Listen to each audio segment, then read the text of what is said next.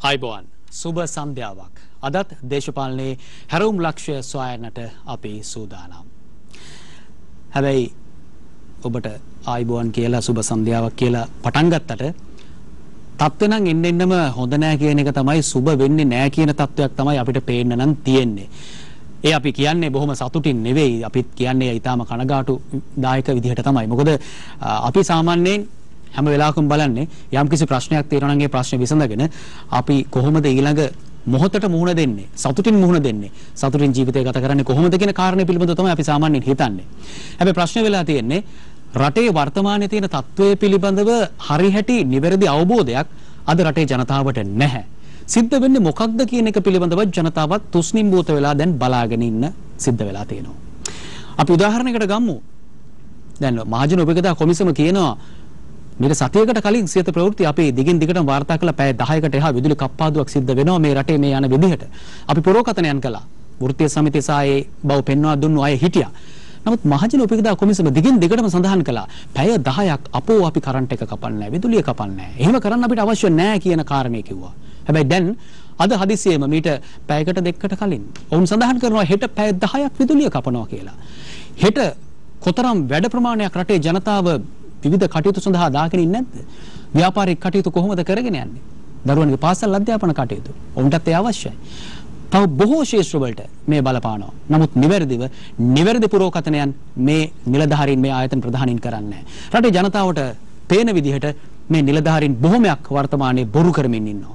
ඒ තමයි ප්‍රධාන හේතුව බවට පත් වෙලා තියෙන්නේ. ඒ වගේම කනිජ තෙල් ඇමතිවරයා කොයි වෙලාවෙ කිව්වත් තෙල් දෙනවා තෙල් බෙදනවා තෙල් දෙනවා තෙල් බෙදනවා. හැබැයි හැම වෙලාවෙම කොහේ බැලුවත් අපිට තෙල් පෝලින් දකින්නට තියෙනවා. ඉතින් ඒ නිසා මම හිතන්නේ මීට වඩා පාලකයන් නිලධාරීන් ජනතාවගෙන් පඩි ගන්න අය මේගොල්ලෝ. මීට වඩා රටේ ඇත්ත තත්ත්වය පිළිබඳව ජනතාවට කිව්වොත් ජනතාව ඒ පිළිබඳව අවබෝධයක් ලබාගෙන හෙට දවසට සූදානම් වෙයි. නමුත් ඒ තත්ත්වය අද පෙනෙන්න නැතිකම නිසාම ජනතාව දවසින් දවස පීඩාවටපත් වෙනවා. මේ තත්ත්වය වහාම වෙනස් විය යුතුයි. පාලකයන් මේ තත්ත්වය වහා වෙනස් කළ යුතුයි. නැතිනම් අපි හැමෝටම ලොකු ප්‍රශ්නයකට මුහුණ දෙන්න සිද්ධ වෙනවා මේ විදිහට යන්න ගියොත්. මොකද සිංහල අලුත් අවුරුද්ද එන්නේ. හොඳයි අපි තව බොහෝ දේවල් තියෙනවා කතා කරන්න. මම මේ අද වැඩසටහන ආරම්භ කරනකොටම කතා කළේ මොකද මේ සුළු කාල සීමාවට මේ පැය 10ක් විදුලිය කපනවා කියන මේ තොරතුරු ඇවිල්ලා ටික වෙලාවයි දිගින් දිගටම අපේ ප්‍රවෘත්ති අංශයට අපිට දුරකථන ඇමතුම් ලැබෙනවා. මේ මොනවද කරන්න මේ අපිට මොකද වෙන්නේ කියලා අහලා. ඉතින් ඒ නිසා ඒකට පිළිතුරක් ලබා දෙමින්ම තමයි කතාව ආරම්භ කරන්න කියලා හිතුවේ. මම නෙමෙයි කතා කරන්නේ. මේ වැඩසටහනට අපි අද කැඳවාගෙන ආපු ආරාධිතයා ඔහු විශේෂඥයෙක් මේ පිළිබඳව අපිට කතා කරන්න පුළුවන්. අපි ඔහු සමග කතා කරමු. අපි එහෙමනම් ආරම්භ කරමු දේශපාලනයේ හැරවුම් ලක්ෂ්‍ය ටර්නින් පොයින්ට්.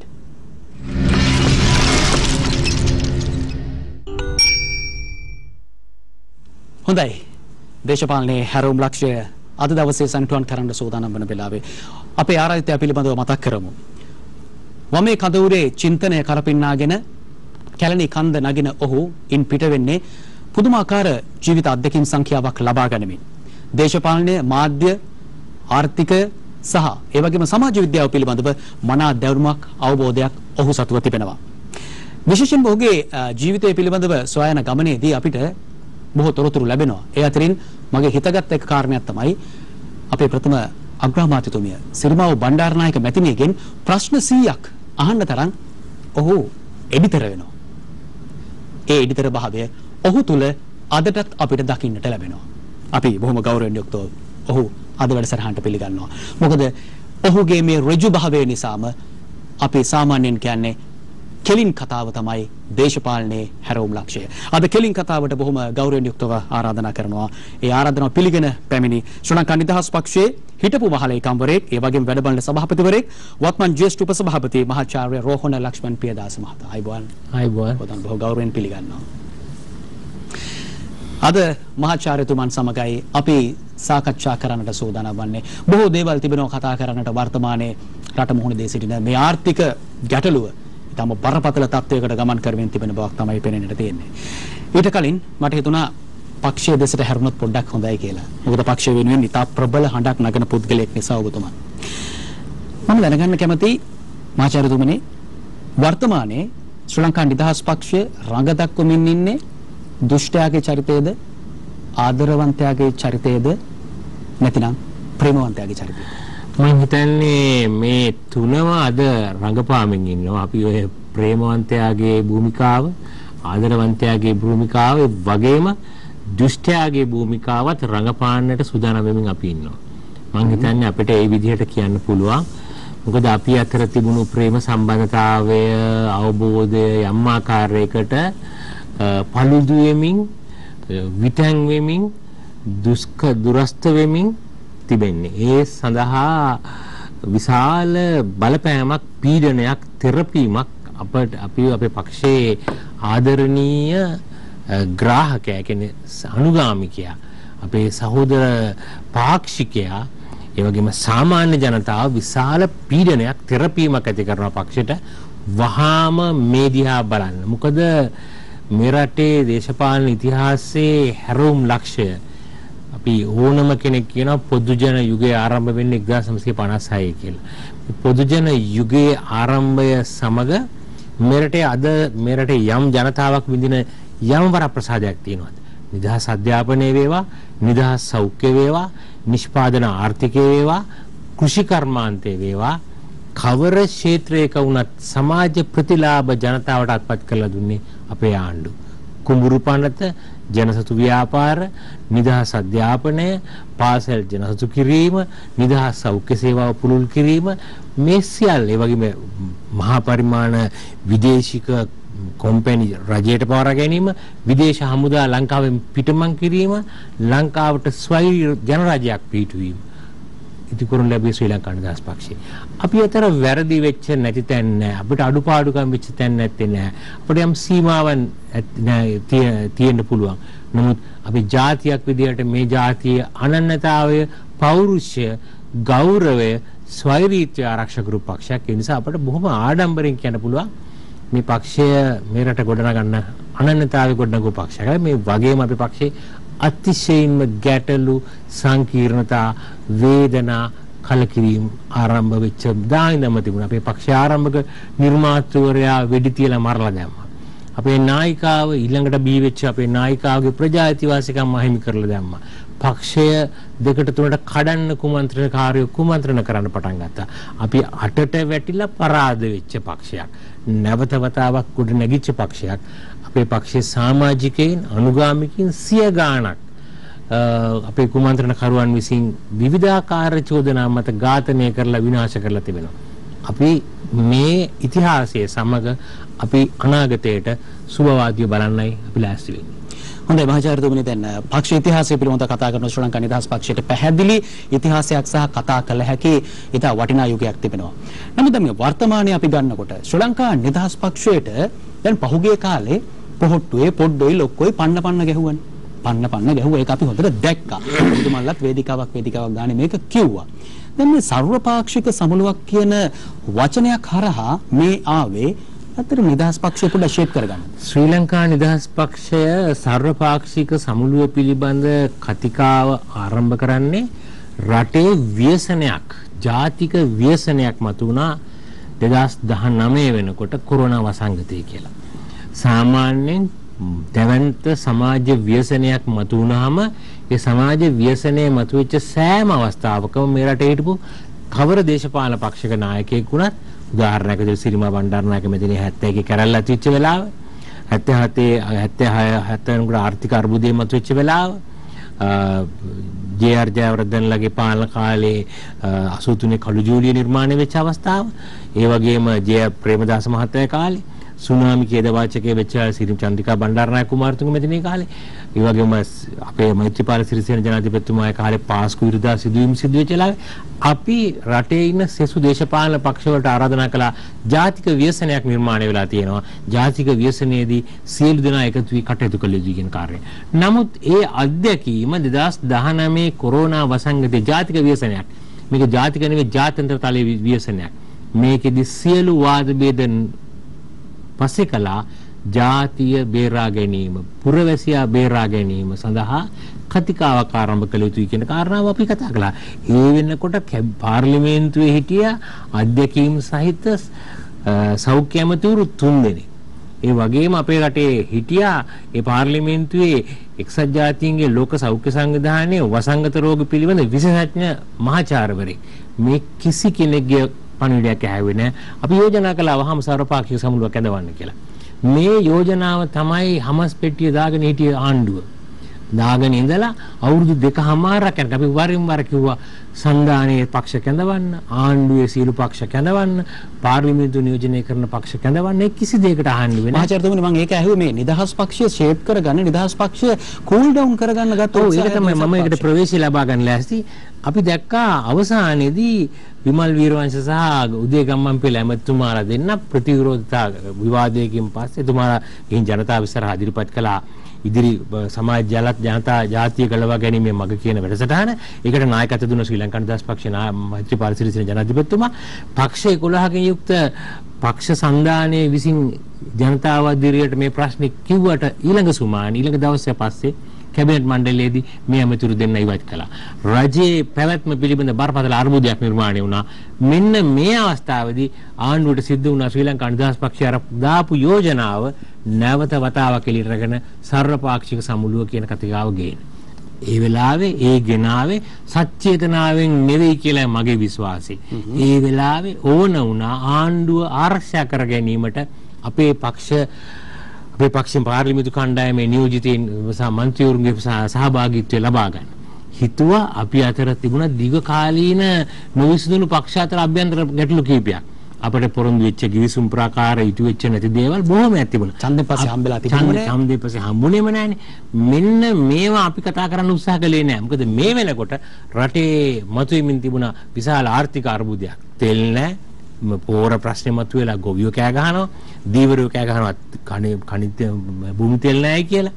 ගොවියෝ කෑ ගහනවා පෝර නැහැ කියලා. සාමාන්‍ය පුරවැසියෝ කෑ ගහනවා මේ ඒගොල්ලන්ට භූමි තෙල් නැහැ. ඒගොල්ලන්ට ගෑස් නැහැ. බඩු මිල වේගෙන් නැගිනවා. මේ වටපිටාව මැද්දේ අපි අරණ දේශපාලන කොන්ත්‍රාත් හෝ ඉල්ලීම් ඉදිරිපත් කරන වෙනකොට අපි කලේ මෙන්න මේ වහාම කළ යුතු කාරණා ටිකක් තියෙනවා. මෙන්න මේ කාරණා ටික ආර්ථික කාරණා ටික සමාජ කාරණා ටික වහාම විසඳන බිලිඳු මිනිසුන්ට වහාම සහන ආධාර දෙන්න නැවත තියෙන අයවැය ලේඛනයේ වෙනුවට නැවත අයවැය ලේඛනයක් ඉදිරිපත් කරන්න. මේක තමයි අපි ඉදිරිපත් කළේ. ඉතින් මේක වැරදි විදිහට සමහර අය අර්ථකථනය කරනවා. අපි බලාපොරොත්තු වෙන්නේ මේ කාරණාව තුළ ජනතාවට සහන ආධාර දිය යුතුයි කියන කාරණා. හැබැයි දැන් මේ ඉතාම හොඳ උත්සාහයක්. ඒ උත්සාහය ඉතාම වටිනවා. මොකද මේ වගේ වෙලාවක ඔබතුමා කියනවා වගේ සර්වපාක්ෂික සමුළුවක් සර්ව ජනයා එකතු වෙන්න ඕනේ මේ වගේ වෙලාවක රට කොට දගන්න. නමුත් තියෙන ප්‍රශ්නය දැන් මේ සර්වපාක්ෂික සමුළුවට ආණ්ඩුව නියෝජනය කරන ප්‍රධාන විපක්ෂය සහභාගී වෙන්නෙත් නැහැ. ජනතාව මුක්ත පෙරමුණ සහභාගී වෙන්නෙත් නැහැ. හැබැයි ඔවුන් සහභාගී නොවීමට හේතුවක් විදිහට ඔවුන් දක්වනවා රජයේ පාර්ශවයක් දක්වනවා ශ්‍රී ලංකා නිදහස් පක්ෂය මේක සංවිධානය කරපු නිසා තමයි මේක ඔවුන් සහභාගී නොවෙන්නේ කියලා. ඒ කියන්නේ සත්භාවයෙන් නෙවෙයි ඔබලත් මේකට සහභාගී වෙන්නේ කියලා චෝදනාවක් තියෙනවා. නෑ මම හිතන්නේ එක්සැප් මේ මගේ පෞද්ගලික විශ්වාසය මේ වෙනකොට අර අපි 2019 ඉදිරිපත් කරපු සර්වපාක්ෂික යෝජනාව අද වෙනකොට ඊතරම්ම පළදායි නෑ. මේ වෙනකොට ඊට බරපතල තත්ත්වයකට රටපත් වෙලා. කල යුතුව තිබුණු මොහොතේ කලේ නෑ. දැන් අද වෙනකොට කිසිම දෙයක් නෑ. ආණ්ඩුව ඇතුලේ ආණ්ඩුව හදන්න නායකත්වය දුන්න සහෝදර පක්ෂ නායකයින් පක්ෂයෙන් ඈත් වෙන්න පටන් අරගෙන ආණ්ඩුව ඇතුලේ മന്ത്രിවරු පොහොට්ටුවේ മന്ത്രിවරු ජනතාවගේ සමාවිල් යන තරමට ප්‍රකාශනිකුත් කරන පටන් අරගෙන තිබුණා. ආර්ථික අර්බුදයට විසඳුම් වහා දිය යුතුයි කියන තරමට ආණ්ඩුවේ ඉන්න മന്ത്രിවරු කියන්න පටන් ගත්තා. මේ தত্ত্বය තුල තමයි ඒගොල්ලෝ සර්වපාක්ෂික සමුළු ඉදිරිපත් කරනු ලැබුවේ. අපි ඒ උපක්‍රමයට හසු වෙන්න උත්සාහ කළේ නෑ. අපි අපේ ජනතාව වෙනුවෙන් යෝජනා ඉදිරිපත් කළා. මා පෞද්ගලිකව හිතනවා රජයට අවංක චේතනාවක් නැහැ ඒ වෙලාවේ. අපි මේ යෝජනා කරපු දේවල් ගැන අපි කිව්වා වහාම වියදම් නාස්ති අඩු කරන්න, කැබිනට් මණ්ඩලය අඩු කරන්න, පාර්ලිමේන්තුවේ මේ අත්‍යවශ්‍ය නොවන වියදම් උදාහරණයක් විදිහට ලංකාවට පහුගිය කාලේ ලංකාවට ඕනට වඩා 100% ගානකින් වැඩි තාරායනය කරලා තියෙනවා. මොකට තාරායනය කළේ? අපේ ගම්වල කොන්ක්‍රීට් දාලා හදපු පාරවල් උඩ ආයෙත් කාපට් දාලා තියෙනවා. මොකටද මේ කරලා තියෙන්නේ? මේ කාට හරි ගජමිතුරන්ට, හිතවතුන්ට, දේශපාලකයින්ට, ව්‍යාපාරිකයින්ට මුදල් හම්බ කරන්න දෙනවා මිසක් රටේ සංවර්ධන ප්‍රමුඛතා අඳුනගෙන කටයුතු කරාද? අපි මේ අනුව තමයි කිව්වේ වහාම දෙවෙනි ආයවැය ලේඛනයක් ඉදිරිපත් කරන්න ඉක්මනින්. න්‍යායවැල් ලේඛනයේදී මේ වගේ වියදම් කපා හැරලා ජනතාව දුප්පත් මිනිසුන් අසරණ මිනිසුන් පීඩිත මිනිසුන් මේ රටේ ජනතාවගෙන් 70%ක් විතර එදිනදා ජීවනෝපාය සරලන කරන මිනිස්සු සොයන් රැකියා කරන මිනිස්සු සුළු හා මධ්‍ය පරිමාණ ව්‍යාපාර කරන මිනිස්සු එදිනදා ජීවිතේ ගැට ගහ ගන්න මිනිස්සු මේ මිනිස්සු වෙනුවෙන් වහම සහනාධාර ලබා දිය යුතු කියන කාරණාව අපි ඉදිරිපත් කළා. ඒ කියන්නේ දැන් ඔබතුමාව කියන විදිහට මට පැහැදිලිව කියන්නකෝ සර්වපාක්ෂික සමුළුව. මම මේ ප්‍රශ්නේ සර්වපාක්ෂික සමුළුව අවසන් කරනවා. සර්වපාක්ෂික සමුළුව සාර්ථකද අසාර්ථකද? මහා පෞද්ගලික වේදන සර්වපාක්ෂික සමුළුව අපි ඉදිරිපත් කරපු යෝජනාවද අපි ඉදිරිපත් කළා තියෙනවා. ආණ්ඩුව ඒකේ ඵලදායී ලෙස පාවිච්චි නොකිරීම නිසා අද ඒක නොවැදගත් අර්ථ ශූන්‍ය දෙයක් බවට පත් වෙලා තියෙනවා.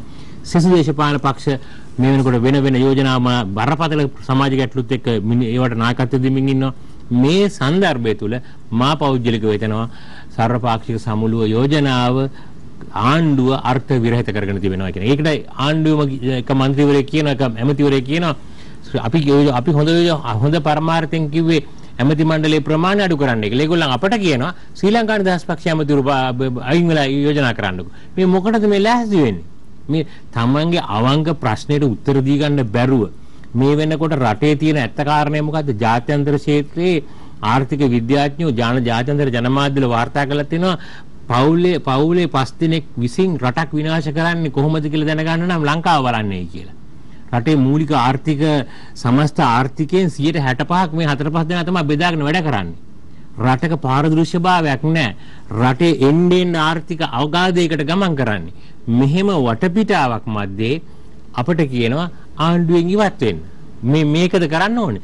දේශපාලනඥයෝ විදිහට තමන්ගේ නොහැකියාවන් වසා ගන්නවා වෙනුවට ඒව නිවැරදි කර ගන්නවා වෙනුවට තමන්ගේ තමන්ට බලයටපත් වෙන්න උදව් කරපු පක්ෂවලට කියනවා ආණ්ඩුවෙන් ඉවත් වෙන්නේ කියලා. මොකද්ද මේක සාධාරණ දැක්මක්ද කියලා මම අහන්න කැමතියි. හොඳයි. දැන් නිදහස් පක්ෂයත් එක්ක ඊළඟට කරලියට එන මාතෘකාව තමයි මේ පක්ෂ 11 කණ්ඩායම.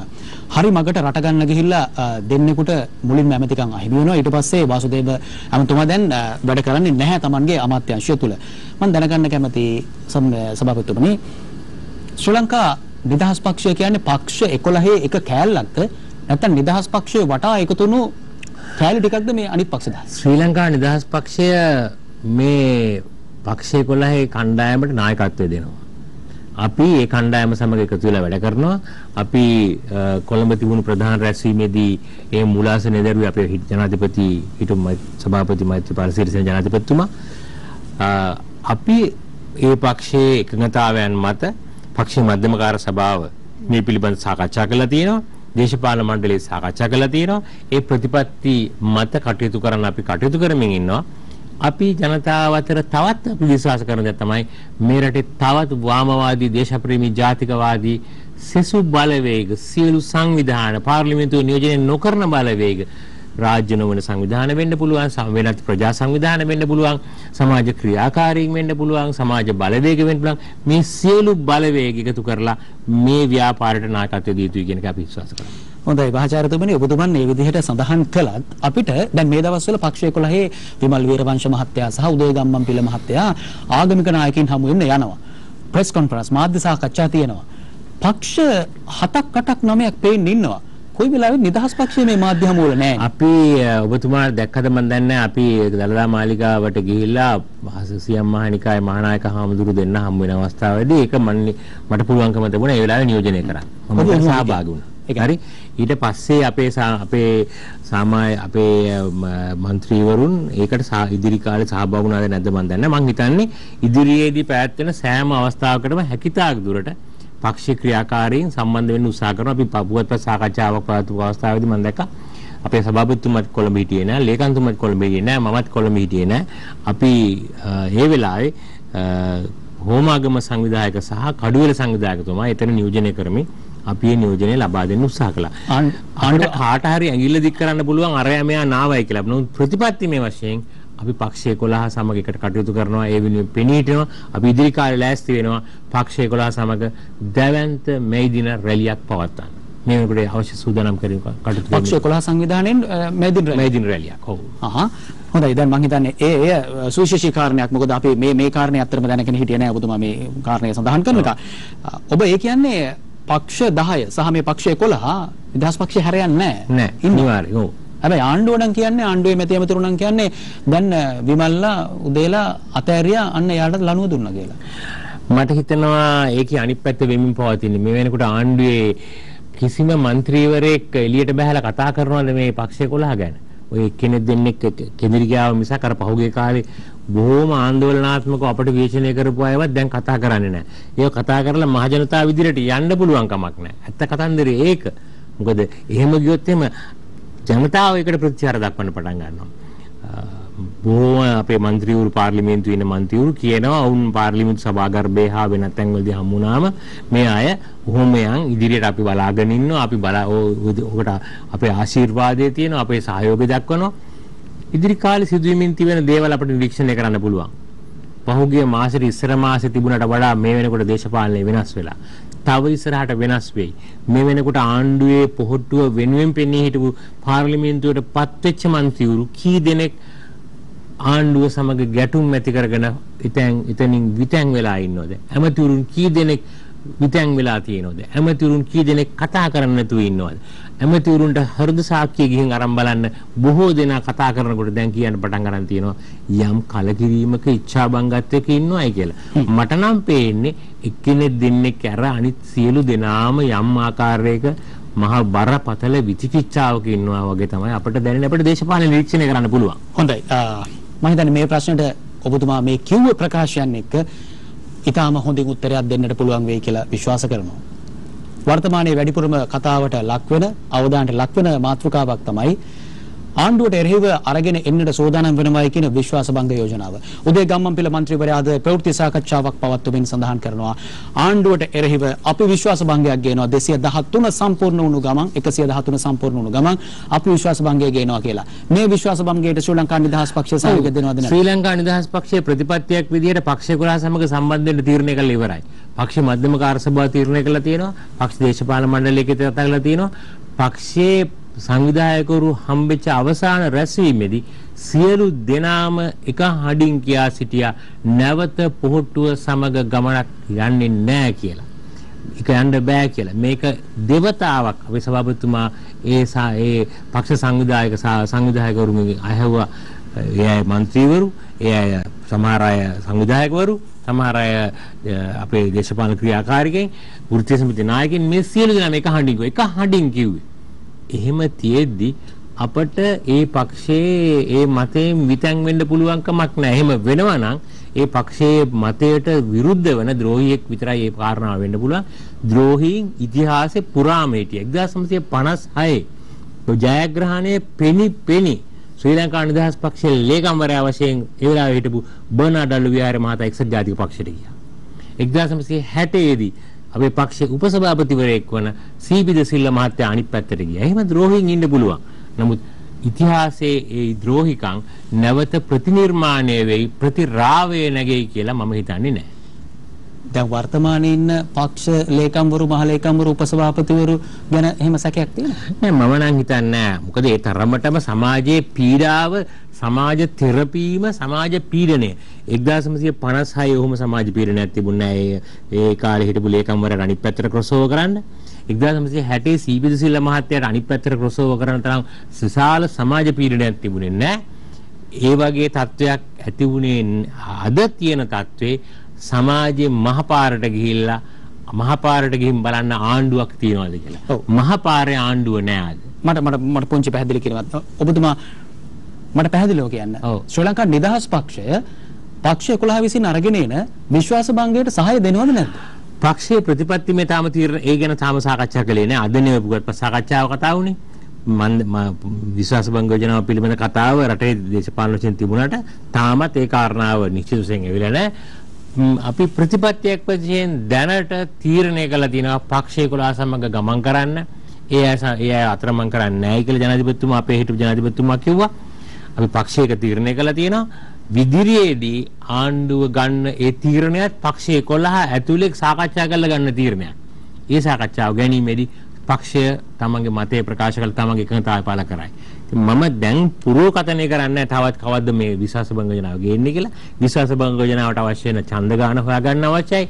මේ වෙනකොට ආණ්ඩුවේ ඇතුලේ තියෙන දැවෙන පිපිරෙන විශාල අසහනය අතෘප්තිකර භාවය මම දැන් නැහැ කොහොම කළමනාකරණය කරගන්නේද කියලා. ඒ අනුව අපිට පුළුවන් වෙයි අපිට අංක සංඛ්‍යාලේඛනයේ ලැබුණු වහම අපේ පක්ෂයේ මන්ත්‍රීවරුන්ගේ සහභාගීත්වයකට ලැබිලා ඒක පරාජය කරන්න මැදිහත් වෙනවා. හොඳයි. දේශපාලනික වශයෙන් ඇති වී තිබෙන මේ අර්බුදකාරී තත්ත්වය පිළිබඳව අපි මේ ප්‍රථම භාගයේදී වැඩි වශයෙන් අවධානය යොමු කරමින් සාකච්ඡා කළේ. මොකද ආර්ථික ප්‍රශ්නය තවත් උඩුදුවන්න පුළුවන් ප්‍රධාන කාරණයක් බවට පත් වෙනවා. දේශපාලනික ප්‍රශ්නයක් රට තුළ පවතින. ඉතින් දේශපාලන අර්බුදයක් හටගත්තොත් එය මහා ගැටලුවක් බවට යලි නිර්මාණය වෙන්නට පුළුවන්. ඒ නිසායි මේ දේශපාලනික වශයෙන් තියෙන කතිකාව අපි ප්‍රථමයෙන් ඔබ වෙත ගෙනාවේ. කෙටි විරාමයකට යන්නට සූදානම්. විරාමයෙන් අනතුරුව අපි රටේ තියෙන වත්මන් ආර්ථික සහ සමාජීය ගැටලු පිළිබඳව දේශපාලනික ප්‍රශ්න පිළිබඳව තව කතා කරමු. කෙටි විරාමයක් දැන්.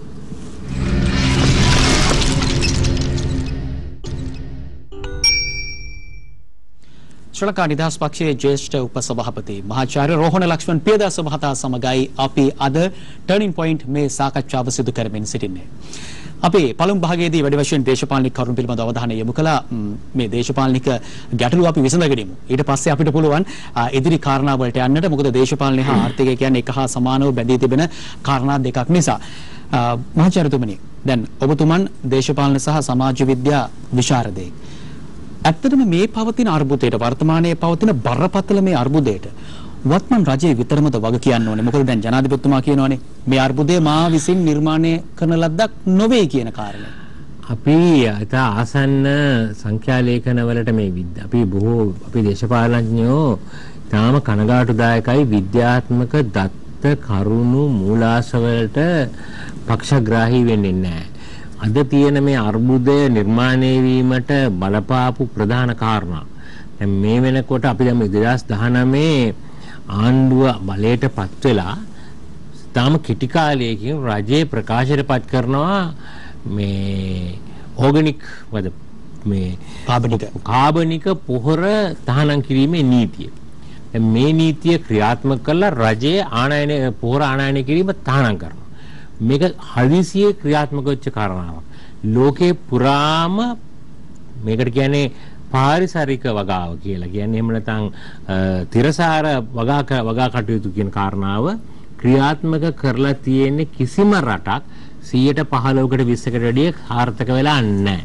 මේවා විශේෂයෙන්ම අපේ වගේ රටක කාලාන්තරයක් තිස්සේ 70 දශකයේ අගභාගයෙන් පස්සේ මේ රටට පෝර ආනයනය කිරීමේ ප්‍රතිපත්තිය දිගටම ක්‍රියාත්මක වෙලා එක සැරේ මේ අලුත් තීරණාත්මක ක්‍රියාවකට ආපු ගමන් ආණ්ඩුව ඒ වෙලාවේ ජනතාවට කරපු බරපතල ගැටුමේ ප්‍රතිඵලයක් විදිහට අද වෙනකොට ලංකාව 2019 වෙනකොට සහලින් ස්වයංපෝෂිත රටක් මේක. ඒ රට අද වෙනකොට බරපතල ගැටුමකට නිර්මාණය කරලා තියෙනවා. ගොවිය අසරණ වෙලා තියෙනවා. පීඩාවට පත් වෙලා තියෙනවා. රජය විද්‍යාත්මක තොරතුරු අහන්නේ නැහැ. ඒ පිළිබඳ කෘෂි විද්‍යාඥයන්ගෙන්, ඒ පිළිබඳ පාංශු විද්‍යාඥයන්ගෙන්, ඒ සහ ජල කළමනාකරණය පිළිබඳ විශේෂඥවරුන්ගෙන්, ඒ පිළිබඳ ආර්ථික විද්‍යාඥයන්ගෙන් මේ කිසි කෙනෙක්ගෙන් අපි අහුවේ නැහැ. කවුද මේකට උපදෙස් දුන්නේ? සමහර දොස්තර මහතුරු මේකට උපදෙස් දෙන්න ඇති. ඒ දොස්තර මහතුරු දොස්තරකම කරන්නේ නැතුව වේද කෘෂි කර්මාන්ත කරන්න ගිය එක තමයි වැරද්ද. ඒක පිළිගන්න දේශපාලන නායකයෝ පිළිගැනීම තමයි ඊළඟ කනගාටුදායක තත්ත්වය. අද මේකේ ව්‍යසනය බලන්න. අද ගොවි අසරණ බවට පත් වුණා. බරපතල අසරණ බවට පත් වෙලා තියෙනවා. ඊන් පස්සේ මේ ගැටුම උග්‍ර වුණාට පස්සේ අපි චීනෙන් පෝර ආනයනය කරනවා. පෝර ආනයනය කරන ඒ පෝර ලංකාවේ අපේ රටේ විද්‍යාගාර විසින් අනුමත කරන්නේ නැහැ. ඒවා ආපහු හරවල යවනවා. ඒවට අපි ආපහු රටේ විනිමය නෑ කියද්දී අපි විනිමය ගෙවනවා. ඒ ඇස්සේ අපි ලංකාවට පිළිගන්නේ නැති නැනෝ පොහොර දියර පොහොර ගේනවා කියලා ඉන්දියාවෙන් ගේනවා. ඒකත් අපි පිළිගන්නේ නැහැ. ගොවියෝ පිළිගන්නේ නැහැ. ආයෙත් ප්‍රශ්නයම අපි ඒ වෙලාවේ ඒවෙන් කරපු මුදල් ටික වෙන් කළා රසායන පොහොර ගෙනල්ලා පියවරෙන් පියවර ලංකාවේ කාබනික වගාව පිළිබඳ දැනුවත් කළා. මේ කාබනික වගාව කියන එක පොහොර වල විතර ප්‍රශ්නයක් නෙමෙයි. දෙමුහුන් බීජ නම් වගා කරන්නේ අනිවාර්යෙන් මේ රසායන පොහොර වගා කරන්න අත්‍යවශ්‍යම වෙනවා. අපි තාක්ෂණික ක්‍රම නම් භාවිතා කරන්නේ ඒ සඳහා අවශ්‍ය වෙන ඒ වගේ වගා ක්‍රමයක්. මේ සමස්තය අධ්‍යයනය නොකර කරපු ක්‍රියාවලිය විපාකයේ විදියට අද රටේ විනිමය සම්පත විනාශ වුණා.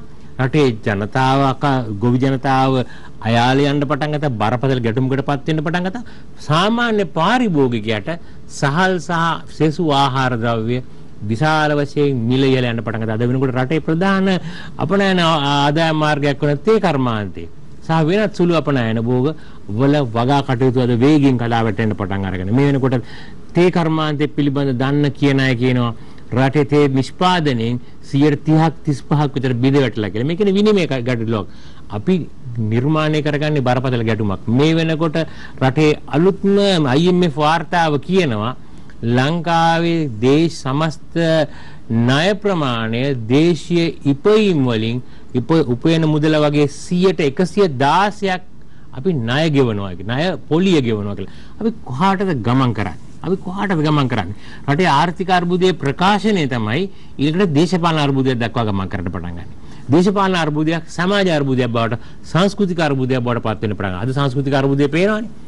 ගැටුම් ඇති වෙනවා, ප්‍රචණ්ඩතාව වැඩි වෙනවා, ස්ත්‍රී දූෂණ වැඩි වෙනවා, මංකොල්ල කෑම වැඩි වෙනවා, සමාජ අසහනය වැඩි වෙනවා, අතෘප්තිකරභාවය වැඩි වෙනවා, නිරුස්නාභාවය වැඩි වෙන්න පටන් ගන්න දෙනවා. සමාජයේ බරපතල සමාජ ආතතිය වැඩි වෙනවා කියලා කාරණාව තමයි සෞඛ්‍ය විශේෂඥවරු කියන්න පටන් ගන්නේ. මේක මහා බරපතල ඛේද වාචකයක්. අලුත්ම ලෝක බැංකු වාර්තාව කියනවා පසුගිය කාලේ කරපු සමාජ ප්‍රතිසංස්කරණ නිසා හිමින් දුප්පත්කම අපි අඩු කළා. ඒ අඩු කරපු తত্ত্বය මේ පසුගිය කාලය තුල මේ අලුත් වර්ධනයන් තුල ලක්ෂයක් දෙනා දුප්පතුන්ගෙන් දුප්පතුන් බවට පත් කරලා තියෙනවා. ඔබතුමා ඔය කියන කාරණෙත් එක්ක මට පැහැදිලි වෙන කාරණේ මම දන්නේ ඔබට ඒ පැහැදිලි වෙනවද කියන එක. මේ කෙටි කාලයක් තුල වත්මන් රජයද එතකොට මේකට පැහැදිලි නෑ මම පෞද්ගලිකව හිතනවා නෑ. මම හිතන්නේ විශේෂයෙන්ම පහුගිය කාලවල හිටපු අපේ ආණ්ඩු සියල්ලේම දේශපාලන හා ආර්ථික ප්‍රතිපත්තිවල ගැටුම් තියෙනවා. විශේෂයෙන්ම 78න් පස්සේ අපේ රටේ 1977 වෙනකොට ලංකාවේ ඩොලරේ වටිනාකම රුපියල් 9යි. 8යි. 1978 නිදහස් වෙළඳ ආර්ථිකය හඳුන්වා දීම සමග ඩොලරේ රුපියල් 16 බවට පත් වෙන්න පටන් ගත්තා. එදා ඉඳන් දිගටම මේක වෙන්න පටන් ගත්තා. අපි නැවත වතාවක් 1970 77 මොකද වුනේ? ඔබට මතක ඇති ඔබ පාසල් ශිෂ්‍යයෙක් විදිහට අපි ඉගෙන ගන්න කාලේ අපිට ඉගෙනුවා ලංකාවේ කර්මාන්ත සිතියම කියලා. මේක හරි භූගෝල විද්‍යා පාඩමේදී අපට උගන්වන්නේ මේක. මේකදී අපි කිව්වා කැලණි ටයර්. ඔරුවල වාණි. ලෝහ භාණ්ඩ යක්කල. මත්තේ ගොඩ, වේයන් ගොඩ, ඌ ගොඩ, තුල්හිරිය, මින්නේරිය මේ ආදී වශයෙන් ලංකාව පුරාම ශක්තිමත් පේශ කර්මාන්ත මධ්‍යස්ථාන. ඒ වගේම රටේ විශාල වශයෙන් සුළු හා මධ්‍ය පරිමාණ පේශ කර්ම මධ්‍යස්ථාන. ඊළඟට රටේ කඩදාසි කර්මාශාලා වාලච්චීනේ සහ ඇඹිලිපිටියේ.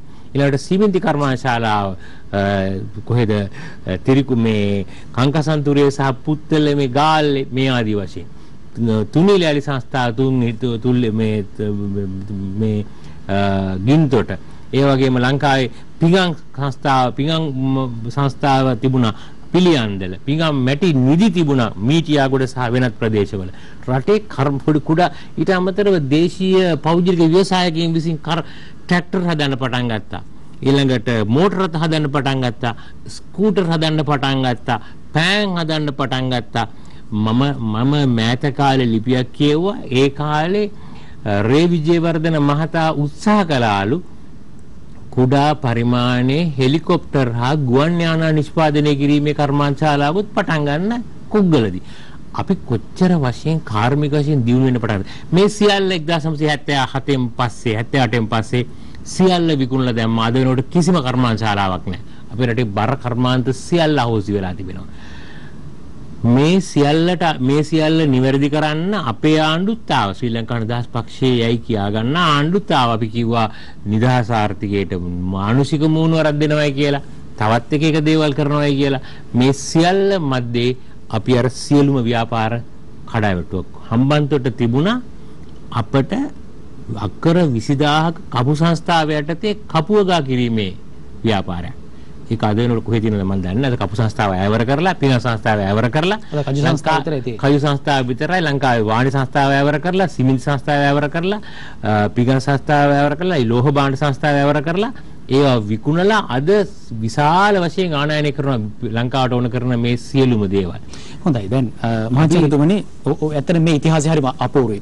අපේ ඉතිහාසය අපේ දේශපාලකයන්ට මතක නැත්තේ ඇයි කියන එක පිළිබඳව විශාල ප්‍රශ්නයක් තියෙනවා. දැන් මේ ඔබතුමා කියන මේ කාරණත් එක්ක හරි ලස්සනට මේක ගලාගෙන යනවා. හැබැයි ඔය 70 දැන් අපි 74ක් විතර එක දිගට අරගෙන ආවනේ. 74ක් දැන් අපි ගමන් කරලා තියෙනවා. ඔය 74 දී අපිට කරගන්න බැරි වෙලා තියෙනවා. ඔය දේශපාලනේ දන්න අය දේශපාලනය කරා, රට පාලනය කරා. නොදන්න අයත් කරා. උගත් වියත්යයි කියන කණ්ඩායමුත් දැන් ඇවිල්ලා කරමින් ඉන්නවා. මේ සියල්ලෙන්ම පිනී යන්නේ රට ආපස්සට යාමක්නේ. ඒ කියන්නේ අපිට කරන්න බැරි වෙලා තියෙන එකම දේ දේශපාලනයද? දේශපාලනය අපි දන්නේ නැද්ද? මට හිතෙනවා ප්‍රධාන වශයෙන්ම අපේ රටේ තියෙන මේ සියලු අර්බුදවල සමස්ත හරය ගැඹුරු විශ්ලේෂණය කළොත් අපට දැක්මක් නැහැ. අපට දෘෂ්ටියක් නැහැ. මතවාදයක් නැහැ. සංකල්පයක් නැහැ. අපට අපි ඔය මම අර කිව්ව අර කාලේ අපේ රටේ ජාතික දැක්මක් අපට තිබුණා. දේශීය දැක්මක් අපට තිබ්බා. රට නිෂ්පාදන ආර්ථිකයක් සඳහා දැක්මක් තිබ්බා. ජාතිකත්වයේ පිළිබඳ දැක්මක් තිබ්බා. සරල මොයේ දේශපාලනයේ පිටං කරලා ආර්ථික කාරණා පිටං කරලා මට සුපුරුදු මම දන්න අධ්‍යාපන ක්ෂේත්‍රයෙන් මම කතා කරන්න. 1940 දශකයේදී කන්නංගර මහත්තයා නිදහස් අධ්‍යාපන පනත ගෙනාවා. මේක අර්ථාන්විත කරන්නේ 1962 සිරිම වණ්ඩාරනායක මැතිණිය පෞද්ගලිකාංශයට තිබුණු සියලුම පාසල් රජයට පවරා ගනිමින් ලංකාවේ එක විෂය නිර්දේශයක් යටතේ මුළු ලංකාවම උගන්වන්නට පටන් ගත්තා. ශ්‍රී ලංකා විෂය නිර්දේශය. සිංහලෙන් හෝ දෙමළෙන් ලංකාවේ සෑම දරුවෙක්ම මේක ඉගෙන ගන්න ඕන. අසමානකම් තිබුණා, සමාජ අසමානකම් තිබුණා. මේ අසමානකම් තුනී කරන්න තමයි අර පෞද්ගලිකාංශය යටතේ තිබුණු පාසලික රජයට පවරා. අද වෙනකොට මේ අපි කියන කාලේ වෙනකොට 78න් පස්සේ ජේ.ආර්. ජයවර්ධන යුගයෙන් පස්සේ මේ රටේ අද වෙනකොට රටේ ඇමරිකානු විෂය නිර්දේශය උගන්වනවා. බ්‍රිතාන්‍ය විෂය නිර්දේශය උගන්වනවා. මද්‍රාසා විෂය නිර්දේශය උගන්වනවා. කොයි වර්ගයේ පුරවැසියෙක්ද නිර්මාණය කරන අධ්‍යාපනයේ ප්‍රධාන පරමාර්ථය මොකද්ද? රටට ආදරය කරන ජාතික අභියෝග වලට දරා ගන්න පුළුවන් පුරවැසියෙක් රටට ආදරය කරන පුරවැසියෙක් නිර්මාණය කරේ. අද ඒ පුරවැසියද නිර්මාණය කරන්නේ. අපිට දැක්මක් තියෙනවද? අද එක තැනක ඇමරිකන් විෂය නිර්දේශය ඇමරිකානු පුරවැසියෙක් හදනවා, තව තැනක බ්‍රිතාන්‍ය පුරවැසියෙක් හදනවා, තව තැනක අරාබි පුරවැසියෙක් හදනවා. පහසුකම් අනිත් සාමාන්‍ය ජනතාවට කියනවා උඹලා සිංහල විදේශී ශ්‍රී ලංකා විෂය නිර්දේශී රට ඇතුලේ පුරවැසියෝ වර්ග 4ක් නිර්මාණය කරනවා. දැක්මක් තියෙනවද අපිට? දර්ශනයක් තියෙනවද? අපි දර්ශනයක් නැහැ, දැක්මක් නැහැ, ප්‍රවේශයක් නැහැ. අපිට නිපදවන්න පුළුවන් හැම දෙයක්ම අපි ගෙන්නනවා. 1977 වෙනකොට අද උදෑසන මට හම්බුණා ලංකාවේ ප්‍රධාන පෙළේ සුළු කියන්නේ මේ 3-5 වර්ග නිෂ්පාදනය කරන ව්‍යාපාරිකයෙක්, ප්‍රධාන පෙළේ ව්‍යාපාරිකයෙක්, 3-5 බඩු නිෂ්පාදනය කරන ව්‍යාපාරිකයෙක්. ඔහු වෙළඳ ව්‍යාපාරයක් පවත්වාගෙන. ඔහු මට කියනවා අද වෙනකොට ඉන්දියාවෙන් ආනයනය කරන මිරිස් වල මිල දෙගුණකින් වැඩි වෙලා අලුත් අවුරුද්දට කොහොමද මේ 3-5 වර්ග මිලදී දෙන්නේ? 1972 වෙනකොට 77 වෙනකොට මේ රට ඕන කරන මිරිස් අපිට නිෂ්පාදනය කළා. විශේෂම වේලි කලාපේ. මේ රටේ ගම්බිරිස් වගා කළා. ඒවා අපි නිෂ්පාදනය කළා. මේ රට ඕන 3-5 මේ රටේ නිෂ්පාදනය කළුන් ලැබුවා. අද වෙනකොට මේ සියල්ල ඉන්දියාවෙන් හෝ වෙනත් රටවලින් ගේන්න පටන් ගන්නවා. අපේ රටේ බරපතල ගැටුමකට අර දැක්මක් නැති එකේ ප්‍රවේශනේ මම අධ්‍යාපනයේ දැක්මක් තිබුණේ නැහැ, ආර්ථිකයේ දැක්මක් තිබුණේ නැහැ, සමාජයේ දැක්මක් තිබුණේ නැහැ. අද වෙනකොට රටේ කඩදාසි නැහැ. කඩදාසි නිෂ්පාදනය කරන තමයි නැගෙනහිර ජර්මනියෙන් පරිත්‍යාග කළේ වලච්චිනේ කඩදාසි කර්මාශාලාවේ සමාජවාදී නැගෙනහිර ජර්මනියේ ඒ කාලේ. ඒකේ අමුද්‍රව්‍ය විදිහට පාවිච්චි කළේ මුලින්ම පිදුරු, ඊට පස්සේ වෙනත් ද්‍රව්‍ය, ඊට පස්සේ ඉවතලන කඩදාසි වලින් කඩදාසි නිෂ්පාදනය කිරීමට ඇඹිලි පිටියේ කඩදාසි කර්මාශාලා දුන්න පෝලන්ත සමාජවාදී ආණ්ඩුව. මේ විදිහට අපේ රටේ හිමින් ලදරු කර්මාන්ත දිනු කරපු යුගයේ අද වෙනකොට අපි දකින්නේ හරි කියද වාචකයක් විදිහට. ඔව්තුමන් නියෝජනය කරනෝනි ශ්‍රී ලංකා නිදහස් පක්ෂය ඔව්තුමා පක්ෂය වෙනුවෙන් දැවැන්ත ලෙස පෙනී සිටිනවා. එතකොට දැන් ශ්‍රී ලංකා නිදහස් පක්ෂයේ ජනාධිපතිවරයෙක් හිටපු කාල සීමාවකුත් මෑත කාලිනව තියෙනවා. මෛත්‍රීපාල සිරිසේන ජනාධිපතිතුමා. දැන් මේ කණ්ඩායම හෝ ඉන්නකොට එතුමන් හෝ ඉන්නකොට ඔබතුමා මේ කියන නැවත අපේ ඉතිහාසයේ තිබුණ ඒ ලස්සන යුගයට අපිට යන්නට පිඹුරුපත් සකස් කරගන්න බැරි වුණා. අපිට අවශ්‍ය වෙන පිඹුරුපත් සකස් කරන්න පුළුවන්. ඒ වෙනකොට බිහි වුණු ආණ්ඩුව මෛත්‍රීපාල සිරිසේන ජනාධිපතිතුමාගේ සම්පූර්ණ සහයෝගයෙන් ගොඩනැගිච්ච තනි බලයක් සිට ආණ්ඩුවක් නෙවෙයි. ඒ වෙනකොට පැවතිච්ච ආණ්ඩුවට විරුද්ධව මහ ජනතාව සහ වෙනත් සමාජ කණ්ඩායම් විවිධ ව්‍යාපාර ඇතිවෙච්ච විශාල සමාජ ව්‍යාපාරික ප්‍රතිඵලයක් විදිහට තමයි ජනාධිපති මෛත්‍රීපාල සිරිසේන බිහි වෙන්නේ. අග්‍රාමාත්‍ය විදිහට බිහි වෙන්නේ රනිල් වික්‍රමසිංහ මහත්තයා. මේ තත්වය තුල එතුමාට පුළුවන්කම ලැබෙනවා මේ ද්විත්ව පාලනය තුල රට නැවත යහපත් තැනකට ගෙනියන්න බරපතල අරගලයක් කරන්න. මේ රටේ ඒ වෙනකොට තත්ත්වය මොකද්ද? පහුගිය කාලේ වෙනකොට දූෂණය, වංචාව, යහපාලනයේ අකාර්යක්ෂමතාවය, වංචා දූෂණ ඊළඟට මේවා බරපතල ලෙස මතුවෙමින් තිබුණා.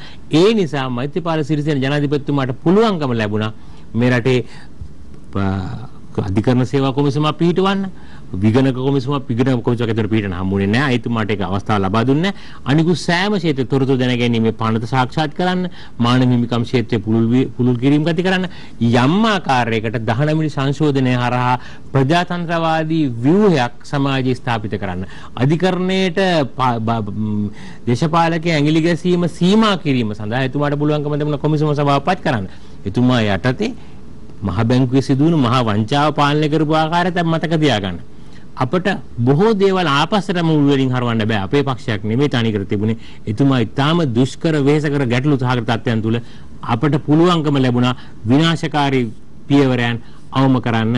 හොඳම උදාහරණේ MCC ගිවිසුම එක්සත් ජාතික පක්ෂයේ බලවත් අගමැතිවරයෙක් යටතේ ඉඳගෙන ඒක අනුමත කරන්න පුළුවන්කමක් එතුමා අවසර ලබා දුන්නේ නැහැ, එකඟතාවයක් ලබා දුන්නේ නැහැ. මං හිතන්නේ අද වෙනකොට ඒක ආපහු අද සංසන්දනය කරලා බලන්න අද මේ MCC ගිවිසුමට විරුද්ධව කටයුතු කරනවායි කිව්වාය, දීපල ඊටකරන් වංචා විදේශිකයන්ට දෙන්නේ නැහැයි කිව්වාය.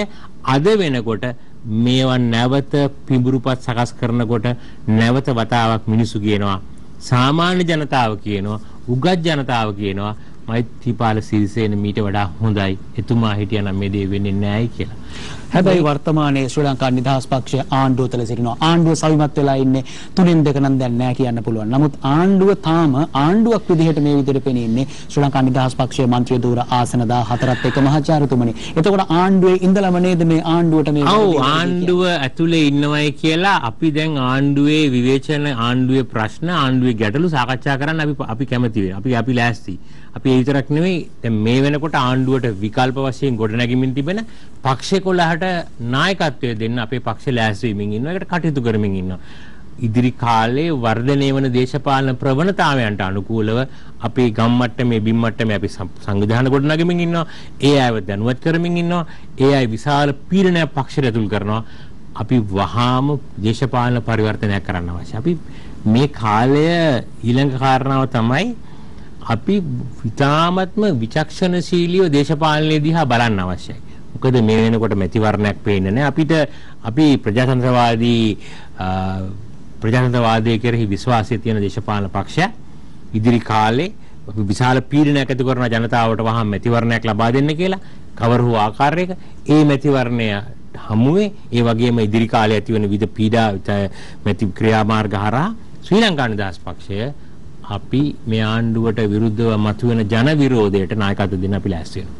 හොඳයි, මම හිතන්නේ ශ්‍රී ලංකා නිදහස් පක්ෂය ලබා දෙන නායකත්වය පිළිබඳව සහ ලබා දීම සූදානම් වෙන නායකත්වය පිළිබඳව ජනතාවත් යම් අවධියකින් සිටින බව පේනට තිබෙනවා. ඒ පිළිබඳව විමසීම් කරනවා. ඒ අතරතුර ඇත්තටම මේ අපිට විවිධ තොරතුරු ලැබෙමින් තිබෙනවා. ඒ අතර මේ මම මුලින්ම සඳහන් කළානේ මහාචාර්යතුමනි දැන් මේ හෙට දවසේ විදුලිය කැපීම පැය 10කට දක්වා වර්ධනය වෙලා තියෙනවා. ඒ අතරතුර මහජන උපකතා කොමිසමේ සභාපතිවරයා සඳහන් කරන එක කාරණයක් දැන් මට ලැබෙනවා. ඔහු සඳහන් කරනවා මේ මම හිතන්නේ මේ රාජ්‍ය සේවකයන් නිවසේ සිට වැඩ කරොත් හොඳයි කියන කාරණයක් ඔහු මතු කරනවා. මොකද මේ පවතින ඉන්ධන අර්බුදයත් එක්ක රාජ්‍ය සේවකයන් නිවසේ සිට වැඩ කිරීමේ කටයුතු සිදු කරනවා නම් හොඳයි කියන ඉල්ලීමකුත් එතුමන් සිදු කරනවා. මම හිතන්නේ මේ පවතින තත්ත්වය මේක ඊටාම බරපතල තත්ත්වයක් කරා නිර්මාණය වේවි යන අදහස තමයි තිබෙන්නේ. මොකද નિયમિત තෙල් ප්‍රමාණයන් නිසි ආකාරයට නොලැබීමත් එක්ක විදුලියට විතරක් නෙමෙයි රථ වාහන වලට ඉන්ධන ලබා ගැනීමත් අර්බුදකාරී තත්වයකට පත්වෙන ලකුණු දැන් වැඩි වශයෙන් පහළ වෙමින් තියෙනවා. ඉතින් ඒ නිසා මම හිතන්නේ මේ පිළිබඳව තව තවත් වැඩි වශයෙන් පාලකීන්, නිලධාරීන්, බලධාරීන් සියලු දෙනාම නායකයින් බලලා කටයුතු කරයි කියලා අපි විශ්වාස කරනවා. මොකද රටකට ෂට් ඩවුන් වෙන්න දෙන්න බෑනේ. රටක් පාලනය වෙන්න, රටක් ක්‍රියාත්මක වෙන්න ඕනේ. එහෙම නැති වුණොත් අපි මේ ඉන්න තත්ත්වෙන් තව පල්ලෙහාට වැටෙන්න පුළුවන් නිසා. හොඳයි. මේ කාරණෙත් එක්ක ශ්‍රී ලංකා නිදහස් පක්ෂයේ අදහසට මම යන්න සූදානම්. IMF එක ගැන කතා කරනකොට මේ ඇත්තටම මට මේ ට්විටර් පණිවිඩයක් මේක ට්විටර් පණිවිඩයක් විදිහට තමයි ලැබිලා තියෙන්නේ. මේ ට්විටර් පණිවිඩයේ මේ හරි අපූර්ව විදිහට තමයි සඳහන් වෙන්නේ. ශ්‍රී ලංකාස් loans and credit lines කියලා තමයි එහි සඳහන් වෙන්නේ. ඒ තුල තියෙනවා මේ ඔහු සඳහන් කරපු සිංහල කාරණේ අපි ගත්තොත් මේ තව ඊළඟට ණය ලබා ගන්න රට නිවැරදි ලෙස හඳුන්වලා ඔහුට ත්‍යාග මුදලක් දිනා ගන්න පුළුවන් කියලා. ඒකෙදි සඳහන් වෙලා තියෙන ඇමරිකානු ඩොලර් බිලියනයක් ඇමරිකාවෙන් ලබා ගන්නවා බිලියන 1.5ක් ක්‍රෙඩිට් ලයින්ස් විදිහට. ඒ වගේම ඒ චීනෙන් ලබා ගන්න ප්‍රමාණය ඇමරිකාවෙන් ඇමරිකානු ඩොලර් මිලියන 200ක් ක්‍රෙඩිට් ලයින් විදිහටත්, ඒ වගේම ඉන්දියාවෙන් ඇමරිකානු ඩොලර් බිලියනයක් ක්‍රෙඩිට් ලයින්, ඒ වගේම මේ දාලා තියෙන ලකුණේ හැටියට මම හිතන්නේ බංග්ලාදේශයෙන් ඇමරිකානු ඩොලර් මිලියන 250ක ලෝන් එකක් ගන්නවා කියලා. මේ ඊටම කෙටි කාලයක් තුල මේ සතියක දෙකක වගේ කාලයක් තුල මේ විදිහට තව තවත් ණය විශාල වශයෙන් ශ්‍රී ලංකාව ගනිමින් සිටින බව තමයි මේ ට්විටර් පණිවිඩයක්. මේක Facebook වලින් සඳහන් එකක් නෙමෙයි. ට්විටර් කියලා කියන්නේ මුළු මහත් ලෝකෙම විශාල පිරිසක් ඒ සමාජිකත්වය දරනවා. ඒ අතරතුර තමයි මේ ශ්‍රී ලංකාව සම්බන්ධයෙන් වන ණය සහ ශ්‍රී ලංකාවේ ආර්ථික තත්ත්වය පිළිබඳව උන් සඳහන් කරලා තියෙන්නේ ට්විටර් පණිවිඩයක් නිකුත් කරමින්. හොඳයි, IMF පිළිබඳව ශ්‍රී ලංකා නිදහස් පක්ෂයේ අදහස. ඔව්, ශ්‍රී ලංකා නිදහස් පක්ෂය ආණ්ඩුත් IMF එකෙන් ණය අරන් තියෙනවා. ඒ පහුගිය කාලවල IMF එකට යන්න ගිය අවස්ථා තියෙනවා, ලබාගෙන අවස්ථා තියෙනවා. පහුගිය කාලේ ආණ්ඩුව ඇතුළේ ලොකු විවාදයක් ඇති වුණා IMF එකට යනවද නැද්ද කියලා. මුදල් ඇමතිතුමාටත් කියන්න බැරි වුණා යනවද නැද්ද කියලා. මහ බැංකුවේ අධිපතිවරයා දිගින් දිගටම කිව්වා IMF එකට යන්නේ නැහැ කියලා. අපි අනුමාන කළා IMF එකට ගියාට පස්සේ අනිවාර්යයෙන්ම IMF එක ලංකාවේ ආර්ථික තත්ත්වය පිළිබඳ ජාත්‍යන්තර මූල්‍ය අරමුදල ආර්ථිකය පිළිබඳ යම් විශ්ලේෂණයක් කරනවා වුන් මේ විශ්ලේෂණයේදී වුන් ඒ වගේම ඊටාම පාරදෘශ්‍යභාවයකින් සියලු කටයුතු දිහා නිරීක්ෂණය කරනු ලබනවා. ඒ අය කියනවා ගන්න ණයවල ස්වභාවය, ඒවා බෙදිච්ච හැටි, ඒවායින් කාටද වාසි උනේ, මේ සියල්ල මේ කාරණාවදී කතා කරන්න පටන් ගන්නවා. මේකෙදි මම දැක්කා මේකෙදි මේ එතුමාලාගේ යෝජනාව සාරාංශ කරගෙන මටත් මේ සාකච්ඡාවට එන්න පුළුවන්කම ලැබුණා. මේ අපි අපේ මේ කාරණාවේදී උන් පැහැදිලිව කියනවා රජය බලයටපත් වෙච්ච වහාම විශේෂයෙන් ජනතාවගේ ඉල්ලීමක්වත් නොතිබියදී විශාල බදු සහනයක් ලබා දුන්නා. මේ බදු සහනේ වාසිය ජනතාවට ලැබුණේ නැහැ. මොකටද මේ බදු සහනේ ලබා දුන්නේ? රටේ බදු සහනේ ලබා දීම මගින් ජාතික ආදායම ඉතා විශාල වශයෙන් අනතුරට ලක් කරනු ලැබුවා. මේ තමයි ඒ අය කියන කාරණා. අපිට මෙන්න මේවා මේ කාරණා උන් පැහැදිලිව ඉදිරිපත් කරනවා. ඒ වගේ උන් ඉදිරිපත් කරනවා නැවත වතාවක් බදු නැවත පනවන්නයි කියලා යෝජනාව ඉදිරිපත් කරලා තියෙනවා. ඒ වගේ මේ නිසා ඇතිවන ගැටලු ඒ බදු පැනවීම නිසා ආර්ථික විද්‍යාඥයින් විශ්ලේෂණය කරමින් තිබෙනවා පහළ ආන්තික මට්ටමේ ඉන්න විශාල ජනතාවකට විශාල පීඩාවක් නැති වෙන්න පුළුවන් වෙන කාරණේ. මේ කරුණු සමග සාකච්ඡා කිරීමේදී අපි වැරදි වෙලාවක අපිට IMF එකට යන්න තිබුණු කාලේ ඒ වෙලාවේ මුල්ම අවස්ථාවේ සියලුම ලංකාවේ ආර්ථික විද්‍යාඥයෝ කිව්වා යන්න 2019 විතර කාලේදී මේ කාරණාව ගැන සමාලෝචනය කරන්න කියලා. කිසිම කෙනෙක් ඒ කාරණාව ගැන උනන්දු වෙන්නේ නැහැ. අපිට ඊළඟ කාරණාව නිදහස් අධ්‍යාපනයේ සාර්ථක නිදහස් අධ්‍යාපනයේ ක්‍රියාත්මක වෙච්ච රටක මේ රටේ ආර්ථික විද්‍යාඥයෝගෙන් කරුණු හොයන්න උත්සාහ කළේ නැහැනේ කවුරු. ඒ කියන දේවල් පිළිගත්තේ නැහැනේ. කොහොමද අර පහුගිය කාලේ හිටියයි කියන මේ අර ආර්ථික විශේෂඥවරු මේ වියත් මග අර මග මේ මග කියන කට්ටිය මොනවද කිව්වේ? ඒ කිසි කෙනෙක්ගේවත් ඇහුවේ නැහැ. අන්තිමේදී නහය ළඟටම වතුර පිරුණාට පස්සේ කියන්නේ මොකක්වත්ම වෙන විසඳුමක් නැතිනම් අපි IMF එකට ගියා. IMF එකේදී සියලුම කාරණා එළිදරව් වෙන්න පටන් ගන්න තියෙනවා. මම හිතනවා බරපතල ගැටුමක ප්‍රතිඵල ආර්ථික ගැටුම් ආර්ථික අවපාතයක ලක්ෂණ තමයි පෙන්වා දීලා තියෙන්නේ. මම පෞද්ගලිකව හිතන්නේ IMF එක ලොකු ආධාර මුදලක් ලබා දෙයි කියලා. අපිට යම් මඟ පෙන්වීමක් ලබා දෙයි. මට ඔබතුමාගෙන් සම වෙන්න මට ඔබතුමාගෙන් ඇත්තටම දැනගන්න අවශ්‍ය තිබ්බ කාරණයක් තමයි IMF එක ඔය කියන විදිහට අපිට මහා විශාල මුදලක් අපිට ලබා දෙයිද මේ ආර්ථික අවපාතෙන් ගොඩේ? නෑ, මම හිතන්නේ මොකද IMF එකත් චීන ආණ්ඩුවෙන් ණය ගන්නේ මේ අලුතෙන්. හරි? මේ ළඟදී චීන ආණ්ඩුවෙන් චීනෙන් ණය ගන්න ගිහින් තියෙනවා. මට හිතෙනවා උපරිම වශයෙන් ඕන ඩොලර් බිලියනයක් දෙයි. උපරිම දුන්නොත්. ඔබ කොතනේ කීයද ඩොලර්? මගේ නම් බිලියනයක් දෙයි කියලා මගේ නම් විශ්වාසයි. නමුත් ඉන්දියාව අපේ මේ ලොකුයි අපිට දෙනවනේ බිලියන 2ක් දැන්. ඒක තමයි. මම හිතන්නේ ඉන්දියාව ලබා දෙන ණය සමග ඇති වෙලා තියෙන අලුත් කාරණා මොනවද? ඉන්දියාව අපට ණය දෙනවා. ණය දීලා කියනවා ඉන්දියාවෙන් බඩු ගන්නයි කියලා. ඊළඟට ඒකේ යම් සීමාවන් පනවනවා. ඉන්දියාව අපට ඒත් එක්කම ඒගොල්ලන්ට ඕන කරන දේශපාලන හා සමාජ අවශ්‍යතාවයන් දෘෂ්ටි කරගන්න පටන් ගන්නවා. ලංකාවේ තියෙන විශාල භූමි පරිමාණය තුළ ඒගොල්ලන්ගේ ඩ්‍රෝන යාත්‍රා මගින් අධීක්ෂණ කටයුතු පවත්වන්න තීරණය කරනවා. යම් ආකාරයක සැක සහිත ගැටලු ලංකාවේ ප්‍රධාන දූපත් තුනකට ඒගොල්ලන්ගේ ව්‍යාපෘති ආරම්භ කරන්න පටන් ගන්නවා. මේ අලුත් තත්වය හරහා ණය අපි ඉල්ලන්නේ ණය. අපිට අමාරු වෙච්ච වෙලාවට ණයක් ඉල්ලන්නේ. ණය සමග එන අනිකුත් ඉල්ලීම් ඉටු කිරීමට හරහා අද දකුණු ආසියාවේ තියෙන ලොකු බල අරගලයක්. එක පැත්තක චීනය, අනිත් පැත්තේ ඇමරිකාව, අනිත් පැත්තෙන් ඉන්දියාව. මේ බල අරගලය මැද්දේ අපිට මේ කාරණාවලදී සිදුවෙන්නේ මොන වගේ දෙයක්ද? මේ රටේ ජාතික ආරක්ෂාවට සිදුවන්නේ මොන වගේ දෙයක්ද? මේ ජාත්‍යන්තර බල අරගලය තුල අපේ සම්පත් එකිනෙක අතර බෙදා ගැනීමෙන් අපට විය හැකි දේ කුමක්ද? මම හිතනවා අපට ආණ්ඩුවක් පිළිබඳ ප්‍රශ්නයට වඩා තියෙන ප්‍රශ්නේ මම හිතන්නේ දැන් රාජ්‍ය පිළිබඳ ප්‍රශ්නයක් මතුවෙමින් තිබෙනවා කියලා මම හිතන්නේ. ඉන්දියා විදේශ කටයුතු අමාත්‍ය එස් ජයශංකර් මහතා සමග ගිවිසුම් 6කට ශ්‍රී ලංකාව පිවිසෙනවා. මේ ගිවිසුම් වල අන්තර්ගතයන් පිළිබඳ සමාජ මාධ්‍ය සහ මාධ්‍ය ප්‍රශ්න කිරීමේදී ආරක්ෂක අමාත්‍යාංශය අද විශේෂ නිවේදනයක් නිකුත් කරනවා. ශ්‍රී ලංකාවේ ජාතික ආරක්ෂාවට කිසිදු තර්ජනයක් මේ හරහා ඇති වෙන්නේ නැහැ කියන කාරණයක්. ආරක්ෂක අමාත්‍යාංශයේ ඒ කාරණාව එහෙම කියනවා. අපට අද වෙනකොට මේ කියන කාරණාව පිළිබඳ මෙහෙම මේ කාරණාව අරන් බලන්න. අද උදෑසන වාර්තා වෙනවා එතුමා පෙරදිනි රෝහලට ගියයි කියලා. පෙරදිනි රෝහලේ නිරීක්ෂණය කරනකොට පෙරදිනි රෝහලේ ශල්‍ය කර්මවලට අවශ්‍ය වන නිර්වින්දන ඖෂධ ලංකාවේ නැහැ. නිර්වින්දන ඖෂධ නැහැ කිව්වම ඉන්දියානු ආරක්ෂක ලේකම්වරයා ඉන්දියානු මහ කොමසාරිස්වරයාට කියලා ඉන්දියාව වහා අපේ රටේ රෝගීන් බේර ගැනීමේ වගකීම අපේ ආණ්ඩුවට නැද්ද දැන්? අද සවස්වතු වාර්තා වෙනකොට වාර්තා වුණා කරාපිටියෙත් ඒක නැහැ කියලා. අනිත් රෝහලවලත් මේ තත්ත්වය අඩුපත්. රටේ ඖෂධ ගේන්න හැකියාවක් නැහැ. ඒක වගකීම අපින් ගිලිහිලි යමින් යනවා. ඉන්දියාව දැන් අපිට බේත් දෙන්න පටන් අරගෙන තියෙනවා. මොකද්ද මේ වෙමින් පවතින්නේ?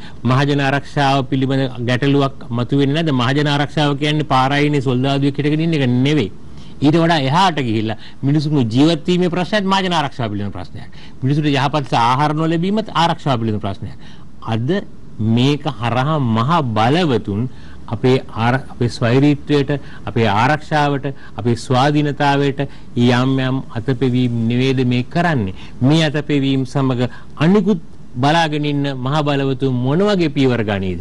අද වෙනකොට ඇමරිකාව ඉල්ලනවා අපේ යුදගණවි බලාගාරයේ ප්‍රශ්නය, ඉන්දියාව ඉල්ලනවා තවත් බලාගාරයක්, මේ තෙල් ටැංකි ටික පිළිඉල්ලනවා, වරායවල් ඉල්ලනවා, චීනය ඉල්ලනවා තවත් වරායවල්, ගුවන් තොටුපළවල් ඉල්ලනවා, තවත් ඉඩම් ඉල්ලනවා, පන්දක සිංගප්පූරුව ඉල්ලනවා තවත් ඉඩම් ප්‍රමාණයක් මේ වියලි කලාපේ. එන්න රටේ තියෙන සම්පත් විදේශිකයින්ට විකිණීම හරහා අපේ රටට වෙන්න යන්නේ මොකද්ද? මේකට අනුකූලව MCC ගිවිසුමට අනුරූප වන ආකාරයට ඉඩම් කොමසාරිස්වරයා ලංකාවේ සාමාන්‍ය දිලිඳු ගොවි ජනතාවට ලබා දුන්න ස්වර්ණ භූමි ඔප්පු වෙන්න පුළුවන්, කවර හෝ ඔප්පු මහවැලි ඔප්පු වෙන්න පුළුවන්. ඒවා නීතියෙන්ම දුන්න කාටවත් විකුණන්න බෑ, මේවා බෙදන්න බෑ, මේවා උකස් කරන්න බෑ කියලා. අද වෙනකොට මේ නීති ලිහිල් කරමින් ඉන්නවා. මේ ලිහිල් කරන නීති සමගම ඉඩම් විකුණුවොත්, ඉඩම් උකස් කළොත් ඒවා කවුද මිලදී ගන්න? මේවා දිගු කාලීනව අර MCC අරමුණු වලට නිවේද ළඟාවීම පවතින. අපි උපක්‍රමශීලීව ශ්‍රී ලංකා නිදහස් පක්ෂය බරපතල සමාජ අර්බුදයක, දේශපාලන අර්බුදයක, සංස්කෘතික අර්බුදයක විශාල ගැටලුවක්. ආයේ දිලිඳු මිනිස්සු ඉඩම් අහිමි වුණොත් ඒ අය වේලි කලාපේ අතහැරලා නාගරික දිලිඳු ජනතාව බවට පත් වෙන නගර වලට එන්න පටන් ගන්නවා. නගර ඇතුළේ ඇති වෙන තදබදය, ගැටලු, අසහනය, අතෘප්තිකරභාවය, සමාජ අපචාර සමග ආයත් වතාවක් අපි ආපස්සට යන්න පටන් ගන්නවා. මම හිතන්නේ දෙවෙනි නිදහස් අරගලයක අවශ්‍යතාවය දැන් රටේ මතුවෙමින් තිබෙනවා කියලා මම හිතන්නේ. රටේ වර්තමානයේ අපි දකින දෙයට වඩා නොදකින තවත් බරපතල ගැටලු රසක් නිර්මාණය වෙමින් පවතින පසුබිමක්. හැබැයි මේ සියලු ගැටලු අරුබුද අපි විසින්ම විසඳා ගත යුතුයි. පිට රටකට හෝ පිට පුද්ගලයෙකුට ඊට අත දාන්න ඉඩ දෙන්නේ නැතුව. අර කතාවකුත් තියෙනවානේ ගෙදර ප්‍රශ්න ගෙදර විසඳ ගන්න ඕනේ අල්ලපු ගෙදරට දෙන්න එපා කියලා. ඉතින් ඒ නිසා මේ ප්‍රශ්නේ අපි විසඳගමු. අපි උපරිම උත්සාහ කරමු. සියලු දෙනා එකට එකතු වුණොත් මං හිතන්නේ අපිට මීට වඩා අපි අභියෝග ජයගෙන තියෙනවා. එහෙම වුණොත් අපිට අභියෝග ජය ගන්න පුළුවන් වෙයි. හැබැයි ජනතාවට තියෙන උමනාව කැක්කුම රටේ පාලකයන්ට දේශපාලඥයින්ට සියලු දෙනාටත් තියෙන්න ඕනේ. ඒ කාරණේ මං හිතන්නේ මහාචාර්යවරයා ඊටම හොඳින් මතු කළා. අපේ භූදේශපාලනයේ තව ගොඩක් අපිට තියෙනවා ගැටලුවක්. මේ පිළිබඳව කතා කරමු. කෙටි විරාමයක් දැන් යලිත් ටර්නින් පොයින්ට් තුලින්.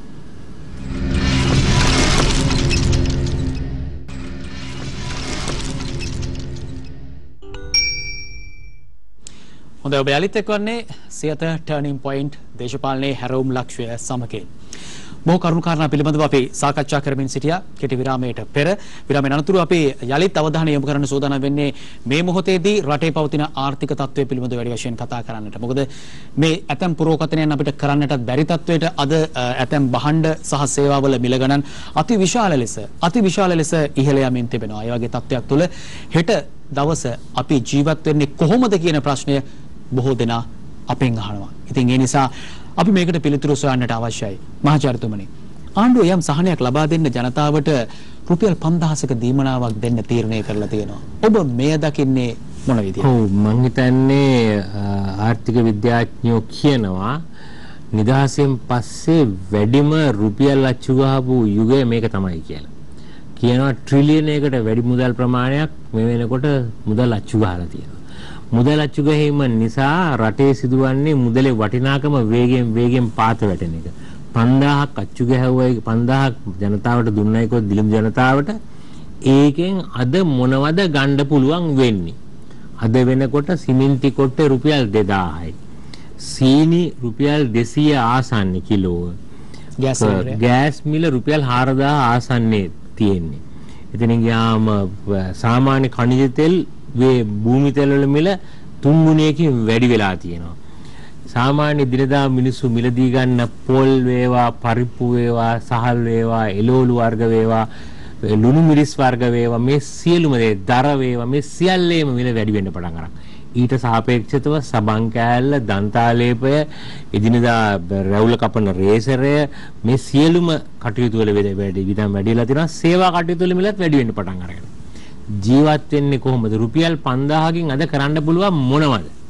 මේ කාරණාව පෙරලා විමසන්න අවශ්‍යයි. පවුල 5 දෙනෙක් හිටියෝ? පවුල 5 දෙනෙක් හිටියොත් මම හිතන්නේ මේක රුපියල් 20කට 30 වැඩිය රුපියල් 33ක වගේ මුදලක් තමයි දවසකට වැටෙන්නේ මේ 5000 බැලුවා. රුපියල් 33කින් කොහොමද දවසෙත් වේල් 3ක් කන්නේ?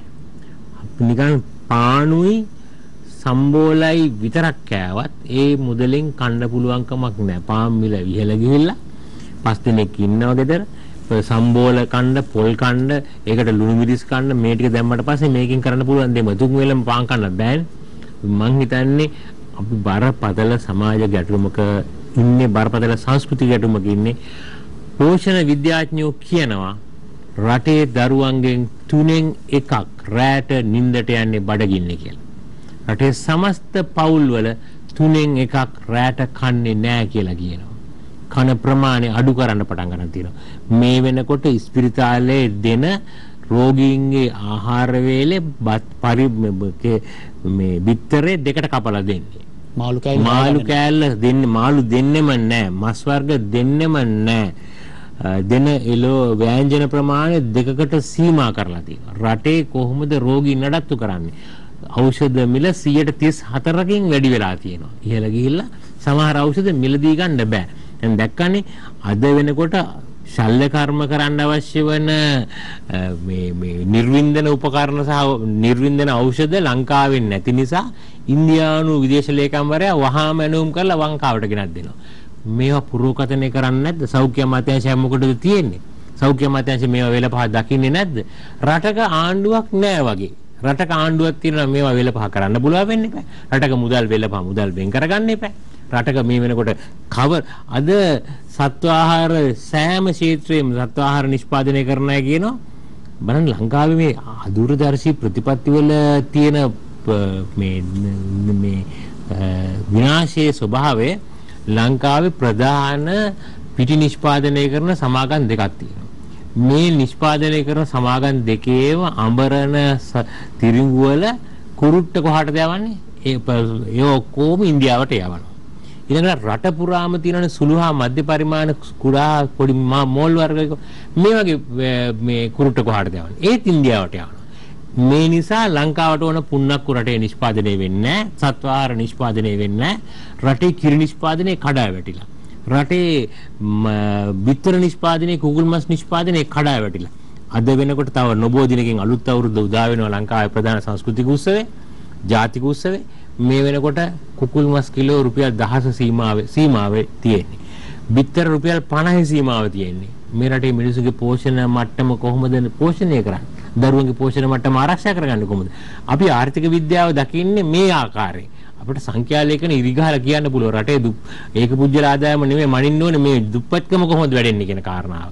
රටේ සාමාන්‍ය මිනිස්සු ජීවත් වෙන්නේ කොයි ආකාරයෙන්ද? මංගොල්ල කෑම වැඩි වෙන්න පටන් අරන් අපරාධ වැඩි වෙන්න පටන් අරන් අනාරක්ෂිතභාවය වැඩි වෙන්න පටන් අරන් සමාජයේ. මට හිතෙනවා මේ කාරණා ගැන මීට වඩා අපේ ආණ්ඩුව මේක ආපහු අනිත් පැත්තට දාලා බලමු. මෙච්චර ලොකු අර්බුදයක් තියේදී කැබිනට් මණ්ඩලයේ මම දැක වාර්තාවක් තිබුණා මේ වෙනකොට ආර්ථික අර්බුදය පිළිබඳ කැබිනට් මණ්ඩලය සාකච්ඡා කරලා නැහැ.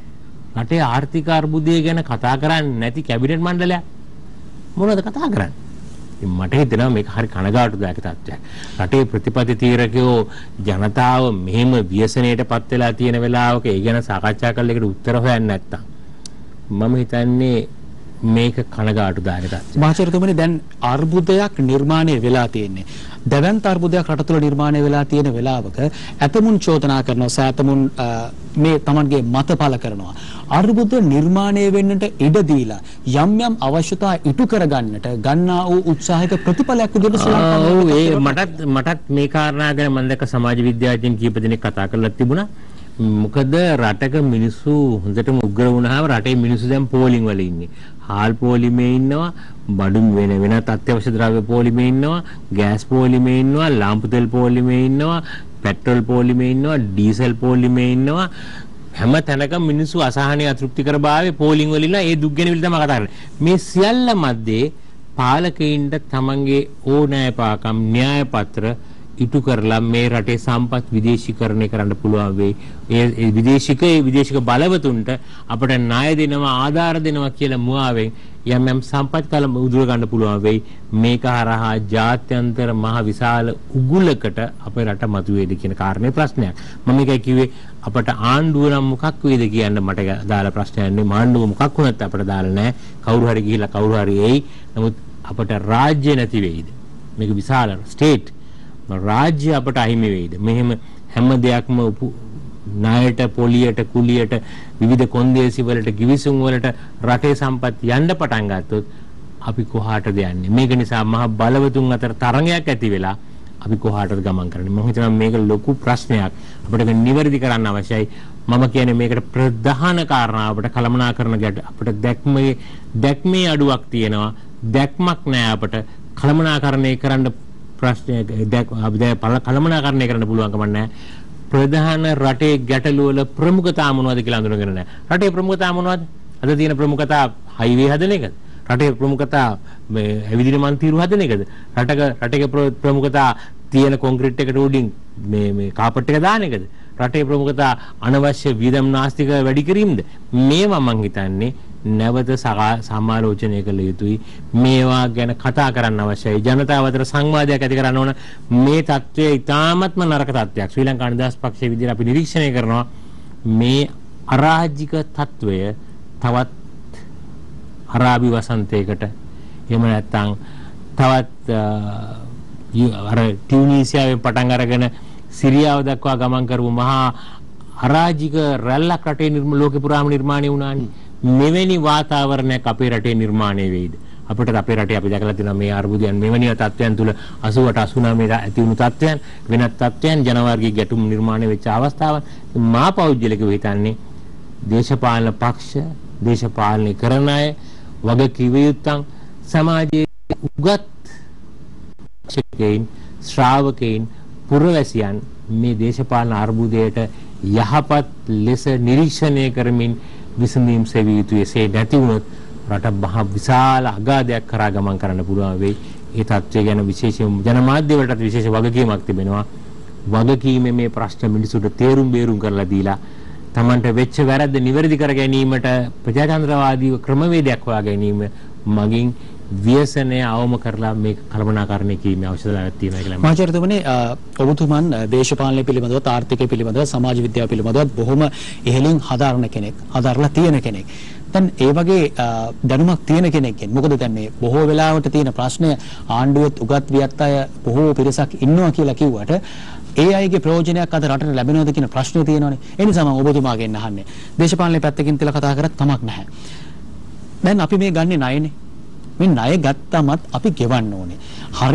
හරි සුළු මුදලක් ගන්නවා වගේ ඩොලර් බිලියන ගණන් අපි දැන් ගන්නෙ. ඒක රට මොකද්ද කියලා අදාළ නැහැ. කිරිපිටි ටික ගේන්න ඕස්ට්‍රේලියාවෙන් නවසීලන්තෙන් අපි ආධාර ඉල්ලනවා. ඉන්දියාවෙන් ආධාර ඉල්ලනවා. අපි ණය ගන්නවා. චීනය, ඇමරිකාව අහුවෙන ඕනම තැනකින් අපි දැන් ණය ගන්නවා. මේ අපි ණය ගෙවන්න ඕනේ. අපිට දැන් අද වර්තමානයේ වෙන විට මාහට ලැබී තියෙන තොරතුරට අනුව අපි හැම පුද්ගලයෙක්ම රුපියල් ලක්ෂ 9ක ණයකාරයෙක්. එතකොට මේ ණය ගැනීම හරහා අපි හෙට දවසේ කොතෙන්ද යන්නේ? ඔව් මම හිතනවා මම එක කිව්වේ අපි දැන් මේ ණය ගන්නේ ණය සමග ඒකට කොන්දේසි තියෙනවා. නිකන් ණය කිසිම කෙනෙක් දෙන්නේ නැහැ. ඒ සඳහා එක එක අය ඒකේ ස්වාධීනතාවය වෙන්න පුළුවන්, ස්වෛරීතාවය වෙන්න පුළුවන්, අපේ රටේ සම්පත් වෙන්න පුළුවන්. මේ හැමෝම මේ ණය ගන්න අය ණය සමග ඉල්ලා සිටින දේවල්. අපිට මේවා ගෙවා ගන්න බැරි වුණාම අපි දිගු කාලීනව අපි දැන් දැකලා තියෙනවානේ. මේ වෙනකොට වරා අපි බොහොම 1962 දී සිරිම බණ්ඩාරනායක මැතිණිය මේ රටේ ස්වෛරී තෙල් ආනයනය සහ බෙදා හැරීම කියන කාරණාව ඇමරිකානු කොම්පැනි තුනකට තියෙන නිසා ඒක ස්වෛරීත්වයට ලංකාවේ බලපෑමක් වෙන නිසා ඇය ඉතා වැදගත් ලෙස ඒවා ජනහතු කරන ලැබුවා තෙල් කොම්පැනි ටික. ජනහතු කළා විතරක් නෙමෙයි මහා බ්‍රිතාන්‍ය දෙවෙනි ලෝක යුද්ධ කාලේ ආරම්භ කරපු තිරිකුණාමල්ලේ යුද්ධ තෙල් ටැංකි ටික වන්දි ගෙවලා බ්‍රිතාන්‍ය නිදහස් කරගන්න ලැබුවා. ඒ කියන්නේ ලංකාවේ ස්වාධීනත්වය ආරක්ෂා කර ගැනීම අරමුණින් තමයි වැඩේ කළේ. අද වෙනකොට තත්ත්වය මොකද්ද? රනිල් වික්‍රමසිංහලගේ ආණ්ඩුව යටතේ මේ තෙල් කොම්පැනි මේ ජනහතු කරපු ශ්‍රී ලංකා ඛනිජ සංස්ථාවේ ප්‍රධාන තෙල් බෙදා හැරීම් මධ්‍යස්ථාන 300 ගාණක් ඉන්දියාවට IOC සමාගමකට විකුණු ලැබුවා. මේ බදු දෙන්න ලැබුවා. අද වෙනකොට ඉන්දියානු තෙල් බෙදා හැරීමේ කටයුතුවල සක්‍රිය මැදිහත් වෙන ඉන්දියානු සමාගම. ඒ වගේම අපේ තෙල් ටැංකිය ටිකට අද මොකද වෙලා තියෙන්නේ? ඒකටත් අද ඉන්දියාව ඇහැ ගහගෙන තියෙනවා. නොදැනුවත්වම අපේ ස්වෛරීත්වය නෙමෙන්නේ මැතිවීමෙන් පවතින්නේ අපේ ස්වාධීන ආර්ථික ක්‍රියාවලිය නෙමෙයි නැති වෙන්නේ අපට අපේ මේ පුංචි රටේ තෙල් ටික බෙදා ගන්න අපට බැයි නා. ඒකටත් තව කවුරු මැදිහත් වෙනවා නම් අද වෙනකොට අපේ මම දැක්ක විදුලි බල මණ්ඩලයට තෙල් සපයීම IOC සමාගම විසින් කරනවා කියලා මම දැක්කා. අපි කොච්චර අසරණ වෙලා තියෙනවද? රටේ විදුලි අර්බුදයක් තිබෙනවා මේ වෙනකොට. ඒ සඳහා ඛනිජ තෙල් අවශ්‍යයි. ඛනිජ තෙල් අවශ්‍යතාවය සඳහා බොහොම බලාපොරොත්තුෙන් පිටවපු ඛනිජ සංස්ථාව අකර්මණ්‍ය වෙද්දී අපි IOC සමාගමෙන් තෙල් ගන්නවා. මේ ගන්නකොට සිදුවන දේවල් පිළිබඳ මම දැක්ක ජනමාධ්‍යෙම යම් අකටයුතුකම් අතයට ගනුදෙනු බොහෝ දේවල් සිද්ධ වෙනවා කියන කාරණේ. රටේ දූෂණය, වංචාව, පාරදෘශ්‍යභාවයක් නැතිකම නිසා තවත් සමාජ අසහනය වැඩි වෙන්න පටන් අරන් තියෙනවා. මම හිතන්නේ රටේ තත්වයේ එන්නම නරක තත්වයට පත් වෙලා තියෙන්නේ. අපි අවංක වෙන්න ඕන, රට ගැන ආදරය තියෙන්න ඕන. මම හිතන්නේ මෙතනින් අපිට මීටට අමාරු තත්වයකින් උනත් ගොඩ එන්න පුළුවන්. රටට අවංක වෙන්න ඕන. අපි මේ ආණ්ඩුව පිහිටවනකොට ඔබට මතකද මන් දන්නේ ඒ පැවතිච්ච ආණ්ඩුවට විරුද්ධව ජනතාව නැගිට 6-5ක බලයක් සමග අපිත් එකතු වුණා මේ බලයට. බලයට එකතු වෙනකොට ස්වේච්ඡාවෙන් තරුණයෝ ගිහිලා චිත්‍ර ඇඳලා රට ලස්සන කරන්න ඕනේ කියලා. වගා කළා. පුරන් කුඹුරු වගා කළා. 3-2 බලයක් ලබා දුන්නා. එහෙම කරපු ආණ්ඩුව කෝ ඒ තරුණයෝද? අපිට මේ අවංකභාවයක් තිබුණා නම් අපිට මේ ගමනේ යන්න තිබුණා. කොරෝනා වසංගතයේ උග්‍ර වෙනකොට චීනයට ආයෝජනය කරලා තිබුණු සමහර චීනයට සමග බටහිර රටවල් සමග ගැටුමක් ඇති වුණා. චීනයට ආයෝජනය කරලා තිබුණු බටහිර රටවල් තමන්ගේ ආයෝජන චීනෙන් ඉවත් කරගත්තා. ඒ ආයෝජන ආපහු ඒ රටවලට ගෙනිච්චේ නැහැ. ඒගොල්ලෝ වෙනත් ආසියානු රටවල් වල ඒ ආයෝජන පිහිටෙව්වා. ඒ රටවල් වලට පුළුවන්කම තිබුණා ආසියානු රටවලට පුළුවන්කම තිබුණා ඒ ආයෝජන තමගේ රටවලට කැඳව ගන්න. වැඩිම ප්‍රමාණයක් ගත්තේ සිංගප්පූරුව, ඊළඟට ඉන්දියාව, ඊළඟට පාකිස්තානය, ඊළඟට වියට්නාමය, ඊළඟට බංග්ලාදේශය. අපට පුළුවන් වුණේ 4.5යි ලබා ගන්න. අපිට 5%ක්වත් ලබා ගන්න බැරි වුණා. ඇයි බැරි වුණේ? අපි මොනවා තාන්ත්‍රික ස්වභාවය? අපි රාජතාන්ත්‍රික විදිහට කවුද පත් කරලා ඉන්නේ? අපිට ආණ්ඩුව පිළිවනකට කිව්වේ යහපත් ලෙස නිවැරදි පුද්ගලයන් වඩා යහපත් වෘත්තිකයන් ඒවට පත් කරනවා කියන්නේ. කවුද තානාපති විදිහට පත් කරලා තියෙන්නේ?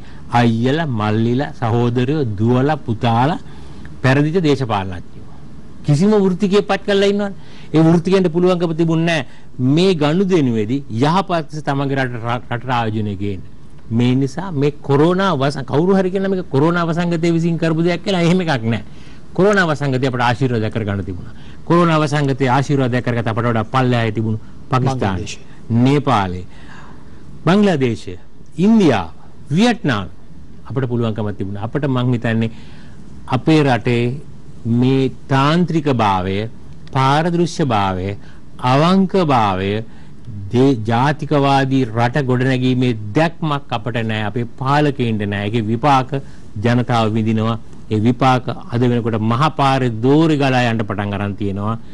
මේක පෝලිං විදියට පේනවා, දුක්ඛඳෝනා විදියට පේනවා, ගැටලු විදියට පේනවා.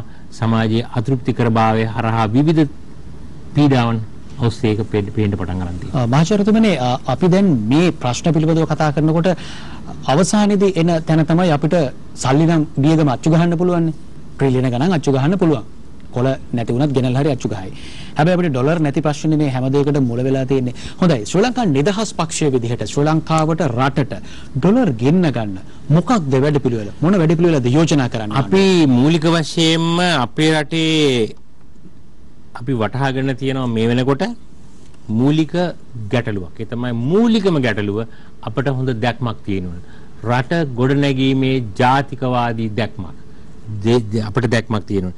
දෙවෙනුව අපි ජාතික ආර්ථිකයක් ගොඩනගනවා. අපේ ආර්ථිකයේ ප්‍රධාන අවශ්‍යතාවය තමයි අද තියෙන අපිට ලොකුම ප්‍රශ්නේ. මම හිතන්නේ අපේ තියෙන ප්‍රධාන න්‍යෂ්ටික කාරණා තමයි රටේ විශාල දිලිඳම් ප්‍රමාණයක් ඉන්නවා. 60ක 70ක විතර. මෙන්න මේ දිලිඳම්ගේ ජීවන මට්ටම උසස් කිරීම සඳහා සක්‍රීය නිෂ්පාදන ක්‍රියාවලියකට මේවා සම්බන්ධ කරගන්න අවශ්‍යයි.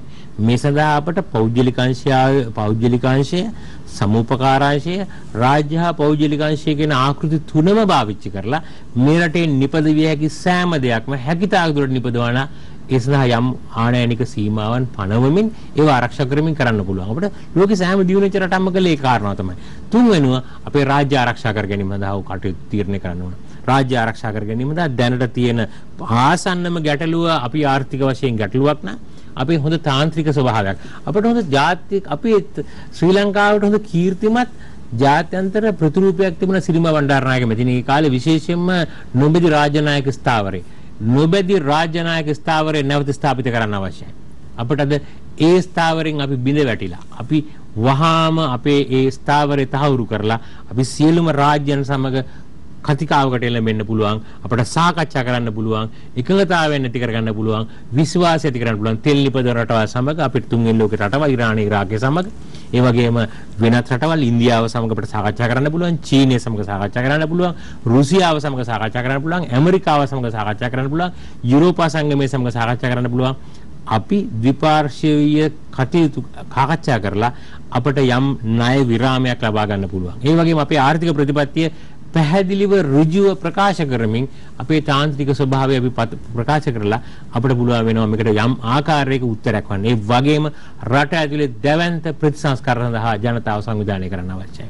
ඒ ප්‍රතිසංස්කරණ ආර්ථික ප්‍රතිසංස්කරණ, සමාජ ප්‍රතිසංස්කරණ, සංස්කෘතික ප්‍රතිසංස්කරණ, ඒ වගේම අපිට අධ්‍යාපනික ප්‍රතිසංස්කරණ කරන්න අවශ්‍යයි. මේ රටේ ශ්‍රම බලකාය, ශක්තිමත් ශ්‍රම බලකාය රට අතහැරලා යන අද තරුණයෝ හරි කනගාටුදායකයි. මේ රට අතහැරලා යන්නේක බොහොම හොඳයි. මේ ඒක තව වැඩි කරන්න ඕනේ කියලා තමයිනේ මේ මේ සමහර මෝඩ දේශපාලනඥයෝ කියන කතාවක්. අපි මේ යන්නේ වෘත්තිකයෝ විදියට නෙමෙයි, යන අයත් එක්ක සමීක්ෂණය කරලා බලන්න. යන තරුණයෝ 100 දෙනෙක්ගෙන් අහලා බලන්න ඇයි ඔබ රට යන්නේ කියලා. මේ රට එපා වෙලා, මේ රට සාධාරණත්වයක් නැහැ, මේ රට යුක්තියක් නැහැ, මේ රට අපිට ඉන්න හිටින්න තැනක් නැහැ. එහෙම නැතුව ඔය ගිහිලා විනිමය නෙමෙයි ආපහු එවන්නේ. අද එහෙනම් විනිමය වල ඔය ජනාගේ විනිමය රටට එන්න එපා. එහෙනම් අද රට ඇතුලේ බැංකු පද්ධති දෙකක් නෛතික බැංකු පද්ධතිය හා නිල නොවන බැංකු පද්ධතියක් රටේ නිර්මාණයලා තියෙනවා. ඔය උණ්ඩියල් ක්‍රමය ආරෙමේ කියලා කියන්නේ නිල නොවන බැංකු පද්ධතියක්. අපිට දැනට ඉන්න ශ්‍රමිකයා පවා රට ගැන විශ්වාසයක් නැති තරමට ආර්ථිකයේ පිළිබඳ විශ්වාසයක් නැති තරමට පත් වෙලා වුන් වෙනත් විකල්ප ක්‍රම වලට යන්න පටන් ගන්න තියෙනවා. සුළු හා මධ්‍ය පරිමාණ ව්‍යාපාරිකයෝ අද තමන්ගේ ආයෝජන තමන්ගේ ව්‍යාපාර වලට අමුද්‍රව්‍ය ලබා ගැනීම සඳහා මේ උණ්ඩියල් ක්‍රමයට භාණ්ඩ ලබා ගැනීම ආරම්භ කළා තියෙනවා. රට විශාල බිඳ වැටීමක තියෙන්නේ. යහපත් ලෙස නිවැරදි කරන්න පටන් ගන්න ඕන. ප්‍රධාන වශයෙන් දේශපාලකයා අවංක වෙන්න ඕන. ප්‍රතිපත්ති මත පිහිටන්න ඕන. අපිට හොඳ දැක්මක් රටට දැක්මක් රටට දේශප්‍රේමී ජාතිකවාදී දැක්මක් අපට අවශ්‍යයි. ඒ සඳහා ප්‍රවේශයන් කතිකාවක් ඇති කරන්න පුළුවන්. එකතු වෙන්න පුළුවන් සියලු බලවේග එකතු කරගෙන මේ විකල්ප සමාජ වෙනස කිරීම සඳහා එයට ආරාධනා කරන්න අවශ්‍යයි. දැන් ශ්‍රී ලංකා නිදහස් පක්ෂය මේ සඳහා වන යෝජනා ඔබතුමා ඔය කියන යෝජනාවන් මීට පෙර ආණ්ඩුවට ඉදිරිපත් කරාද නැත්නම් මේ සර්වපාක්ෂික සමුළුට විතර දෙන්න කියලා ආණ්ඩුවට ඉදිරිපත් කරන්න අපි අපේ පක්ෂ සර්වපාක්ෂික සමුළුවේදී අපි අපේ යෝජනා ඉදිරිපත් කළා තියෙනවා. ආණ්ඩුව මේවා ගැන අහන්න කැමති නම් මේවා හොයන්න කැමති නම් ඕකට තරම් මේ පිළිබඳ ආර්ථික සමාජ විද්‍යාඥයෝ ලියලා තියෙනවා කියලා තියෙනවා. මේ කාරණා ගැන අවංක ප්‍රවේශයක් අවංක වීම පළවෙනි දේ 1900 උදාහරණයක් විදිහට මම කියන්නේ 1977 ආර්ථික ගැටලුව මතුවුණාම සිරිම බණ්ඩාරනායක මැතිණිය ජනතාව මත කතා කළා. ආර්ථික අර්බුදයක් තිබෙනවා. මේ වගේ ගැටලුවක් රටේ මතුවලා ජාත්‍යන්තර ආර්ථික අර්බුදයක් මේක ලෝක පරිමාණයෙන් ඇතිවෙච්ච දෙයක්. අපට සහල් නිෂ්පාදනය කිරීමේ යම් ගැටලුවක් තිබෙනවා. ඒ නිසා නිපදවන සහල් පරිභෝජනයේදී යම් සීමාවන් පනවන්න ඕනේ. දින කීපයක් සහල් ආහාර ලබා ගන්න පුළුවන්. අතිරේ දවස් වලට ධාන්‍ය වර්ග සහ අල වර්ග පාවිච්චි කරන්න පුළුවන්. හෝටල් වලට නීතියක් දැම්මා. මෙහෙම කරන්න. මේක බොහොම විවෘතව කිව්ව කාරණාවක්. මේ වෙලාවේ මුදල් ඇමතිවර වශයෙන් කටයුතු කළේ ආචාර්ය එන්නපර ජ්‍යෙෂ්ඨ ආර්ථික විද්‍යාඥයෙක්. අපට පුළුවන්කම ලැබුණා රටේ මේ ආර්ථික අර්බුදය හමුවේ ජනතාවට අවංකව කියමින් අපේ විශාල වශයෙන් ණය අර්බුදයේ විසඳගෙන අපි නැවත ණය නැති රටක් බවට පත් කරගන්න පුළුවන්කම ලැබුණා. අද වෙනකොට මේ මොහොත වෙනකන් තාමත් ප්‍රශ්නයක් තියෙන බව පාලකයන් ජනතාවට කියලා තියෙනවා. මේ ගැටලුව වහින්වරෝ හැම තෙල් ඇමතිවර හැමදාම කියන්නේ දවස් දෙකකින් මේක ඉවර වෙනවා. දවස් 3කින් මේක ඉවර වෙනවා. සතියන්ත වෙනකොට මේක ඉවර වෙනවා. අද ඇමතුමා කියනවා පෝලිං තියනවා තමයි තෙල් නැති තමයි පෝලිං තියෙන්නේ. මේ මෙහෙම කියන්න ඇමතිවරු ඕනද? රටේ අද කිසිම භාණ්ඩයක වෙළඳපොලේ නිශ්චිත මිලක් නැහැ. මිල පාලනය නැහැ. හිතන ගණන් වලට බඩු විකුණනවා. මේ කෝ අර පාරිභෝගික කටයුතු අධිකාරිය. ඒගොල්ලන් කලින් අර මේ ගිහින් වී ගබඩා වලට ගිහිල්ලා වී ගබඩා පවර ගන්න උත්සාහ කළා. අද වෙනකොට සහල් මෝල් හිමියෝ තීරණය කරනවා සහල් වල මිල. දැන් කොච්චර නරකද කිව්වොත් ඒ අර්බුදයෙන් මිදෙන්න විදේශ වලින් සහල් ආනයනය කරන්න කිව්වහම ආනයනය කරන සහල් දේශීය සන්නාම සහිතව වෙළඳපොළට නැවත වතාවක් විකුණන තරමට මේක සහල් මාෆියා එකක් වෙලා. කෝ ආණ්ඩුව, කෝ පාරිභෝගික සමාජය, පාරිභෝගික අධිකාරිය, කෝ මිල පාලන ආයතන, කෝ මේ වංචා දූෂණ හොයන ආණ්ඩුව මේ කිසි දෙයක් සිද්ධ වෙන්නේ නැහැ. අද ඔය චීනෙන් ගේන්නේ එහෙම නැත්නම් ඉන්දියාවෙන් ගේන්නේ ඕගනික් සහල්ද? කාබනික නිෂ්පාදනද? ඉතින් මට හිතෙන්නේ මේ අපි නිකන් වැඩි බන දෙසන රටක් මිනිසුන්ට දේශපාලකයා විශ්වාස නැති වෙන්න පටන් අරගෙන. විශ්වාසය නැතිවීම නිසා ජනතාව කියනවා 225ම විනාශ වෙන්න ඕන. අපිට වැඩක් නැහැ. අද මම පෞද්ගලිකව හිතන්නේ මම මට කිව්වේ ප්‍රායෝගිකව ආණ්ඩුව නැහැ ජනතාව අතර. ජනතාව වීදියේ නිදහසේ ඔහේ කියනවා ආණ්ඩුව දේශපාලකයෝ පාර්ලිමේන්තුව ඇතුලේ මොන හරි කියනවා ඇරෙන්න මහ ජනතාව ඉදිරියට ඇවිල්ලා මේ කාරණා ගැන සංවාදයක කතිකාවක නිවැරදි කිරීම වලට ගැටලුවට උත්තර සෙවීමට මැදිහත් වෙන්නේ නැහැ. ඇත්ත කියන්න අවශ්‍යයි. ඇත්ත කිව්වේ නැත්නම් අපිට බොහොම කරදර වලට මුහුණ දෙන්න සිද්ධ වෙනවා. ඒ වගේම තමයි වැරද්දක් වෙලා තියෙනවා. ඒ වැරද්ද පිළිගන්නත් ඕනේ. මොකද මහ ජනතාවම තමයි පාලකයනි ඔබ සියලු දෙනාම පත් කරලා යවලා තියෙන. ඒක පක්ෂ වෙන්න පුළුවන්, විපක්ෂ වෙන්න පුළුවන්. ඉතින් ඒ නිසා ජනතාවත් එක්ක එකතු වෙලා මේ ගනුදෙනුව අපි විසඳගමු. මේක බේරගමු. එහෙම නැතුව හන්දගෙන ඉඳලා මේක කොහෙටද තල්ලු කරගෙන යන්නට උත්සාහ කරන්නේ. ඒ නිසා අපි මේ ඇත්තට මුහුණ දෙමු. ඇත්තට මුහුණ දීලා අවංකව මුහුණ දීලා මේ ප්‍රශ්නෙන් අපි ගොඩ එන්න උත්සාහ කරමු කියන යෝජනාව කාරණාව තමයි මතක් කරන්න තියෙන්නේ. කෙටි විරාමයකට අපි යමු. ඉන් අනතුරුව විශේෂ කාරණා කීපයක් මම කතා කරන්න කියලා හිතුණා. මොකද මේ දවස්වල තියෙන යුද්ධය පිළිබඳව මේක මේ තවත් ලෝක යුද්ධයක් බවට පත් වෙයිද කියන කාරණය මතුවෙද්දී ශ්‍රී ලංකාවට එයින් වෙන බලපෑමකුත් තියෙනවා. අපි කතා කරමු කෙටි විරාමයෙන් අනතුරුව.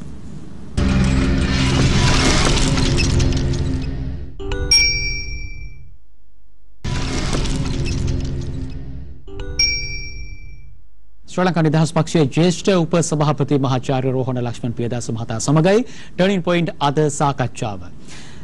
මම විරාමයට කලින් නම් කිව්වා මේ අපිට මේ දැන් ඇති වෙලා තියෙන ලෝක යුද්ධය පිළිබඳව ලෝක යුද්ධයට හා සමාන තත්ත්වයක් තියෙන්නේ.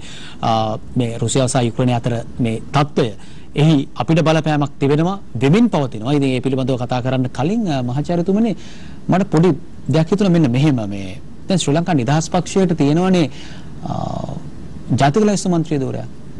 ඒ ජාතික ලයිස්තු මන්ත්‍රී ධූරයට ඔබ උපත් කළේ නැත්තේ ඇයි? ඒක මේ ඇත්තටම මම මේ ප්‍රශ්නේ ගැන මගේ ප්‍රශ්නේ මම කතා කරන එක ගැන තරම් යහපත් නෑයි කියලා හිතන්නේ. මම ඔබ මයින් අහපු නිසා මම කියන්නේ මහමැතිවරණයට ඉස්සර වෙලා අපි එකඟතාවයන් ඇති කරගත්තා අපේ පක්ෂ සියල්ලම පොහොට්ටුව ලකුණ යටතේ තරම් කරන්න. ඒ අනුව පොහොට්ටුවේ පක්ෂ ලේකම්වරයා තමයි පක්ෂයේ ඒ නාම යෝජනා පත්‍ර වලට අත්සන් කළේ. අපි එකඟතාවයට මුලින් ඇති කරගත්තේ නාම යෝජනා පත්‍ර වලින් 3න් එකක් අපේ පක්ෂයට ලබා දෙනවා කියලා. නමුත් ඒ අනුව මහමැතිවරණ ජනාධිපති වරණයෙන් පස්සේ ඒ එකඟතාවයන් බිඳ දාලා අපට ලැබුණේ മന്ത്രി දුව අපේක්ෂකයන් තම සීමිත ප්‍රමාණයක්. එක දිස්ත්‍රික්කයකින් දෙකක් තුනක් වගේ තමයි අපට ලැබුණේ. කොහොම නමුත් අපි ජාතික ලැයිස්තුවේදී අපේ മന്ത്രി දුවර දෙකක් සඳහා අපේ නම් ඉල්ලුවා අපිට දෙන්නෙක් දෙන්න පුළුවන් කියලා කිව්වා. ඒ අනුව අනිකුත් දේශපාලන පක්ෂ වලින් එක්කෙනා ගාන ඉල්ලගත්තා. අවසානයේදී නාම මේ ජාතික ලැයිස්තුව පත් කිරීමේදී පක්ෂයේ ලේකම්වරයාගෙන් හෝ සභාපතිවරයාගෙන් අහන්න නැතුව නාම ඒ ලැයිස්තුවේ හිටපු වෙනත් മന്ത്രിවරයෙක් විතරක් නමයක් විතරක් වුණ නම් කරනු ලැබුවා. මේ පිළිබඳව මම හිතන්නේ පක්ෂ ලේකම්වරයා ප්‍රශ්න කරුන් ලැබුවා. කොහොම නමුත් ඒ වෙනකොට මේ ප්‍රශ්නේ ගැන බුතු කලේ නෑ. මම මේ පිළිබඳව ඒ වෙලාවේ අග්‍රාමාත්‍ය මහින්ද රාජපක්ෂ මහතාගෙන් ඇහුවා ඇයි මේ වගේ මොකද මේ සිදු වුණ දේ කියලා. එතුමා කිව්වා ඒක කලේ බැසිල් රාජපක්ෂ මහතා කියලා. නමුත් එයින් පස්සේ බැසිල් රාජපක්ෂ මහතා සම්බන්ධ කරන්න උත්සාහ කළා. මාසයක් විතර යනකන් ටෙලිෆෝන් එකට සම්බන්ධ කරගන්න බැරි වුණා. ඊට පස්සේ කතන්දරේ ඉවර වුණා. ඕක තමයි සිද්ධ වුණේ.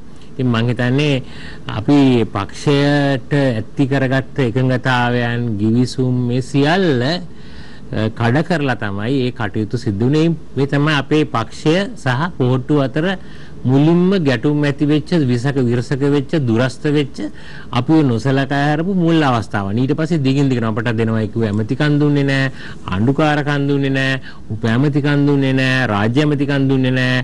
වෙනත් ඒ කාරණා. ඉතින් පස්සේ මේවා ගැන කතා කරන්න තරම් අපි කුඩුගේඩු උනේත් නැහැ. ඔය පහුගිය සාකච්ඡා වාරදී ඕනනම් ඕවා කතා කරන්න තිබුණා. සමහර දේශපාලන කතා කරනවා වගේ. අපිට එහෙම කතා කරන්න ඕනකමක් තිබුණේ නැහැ.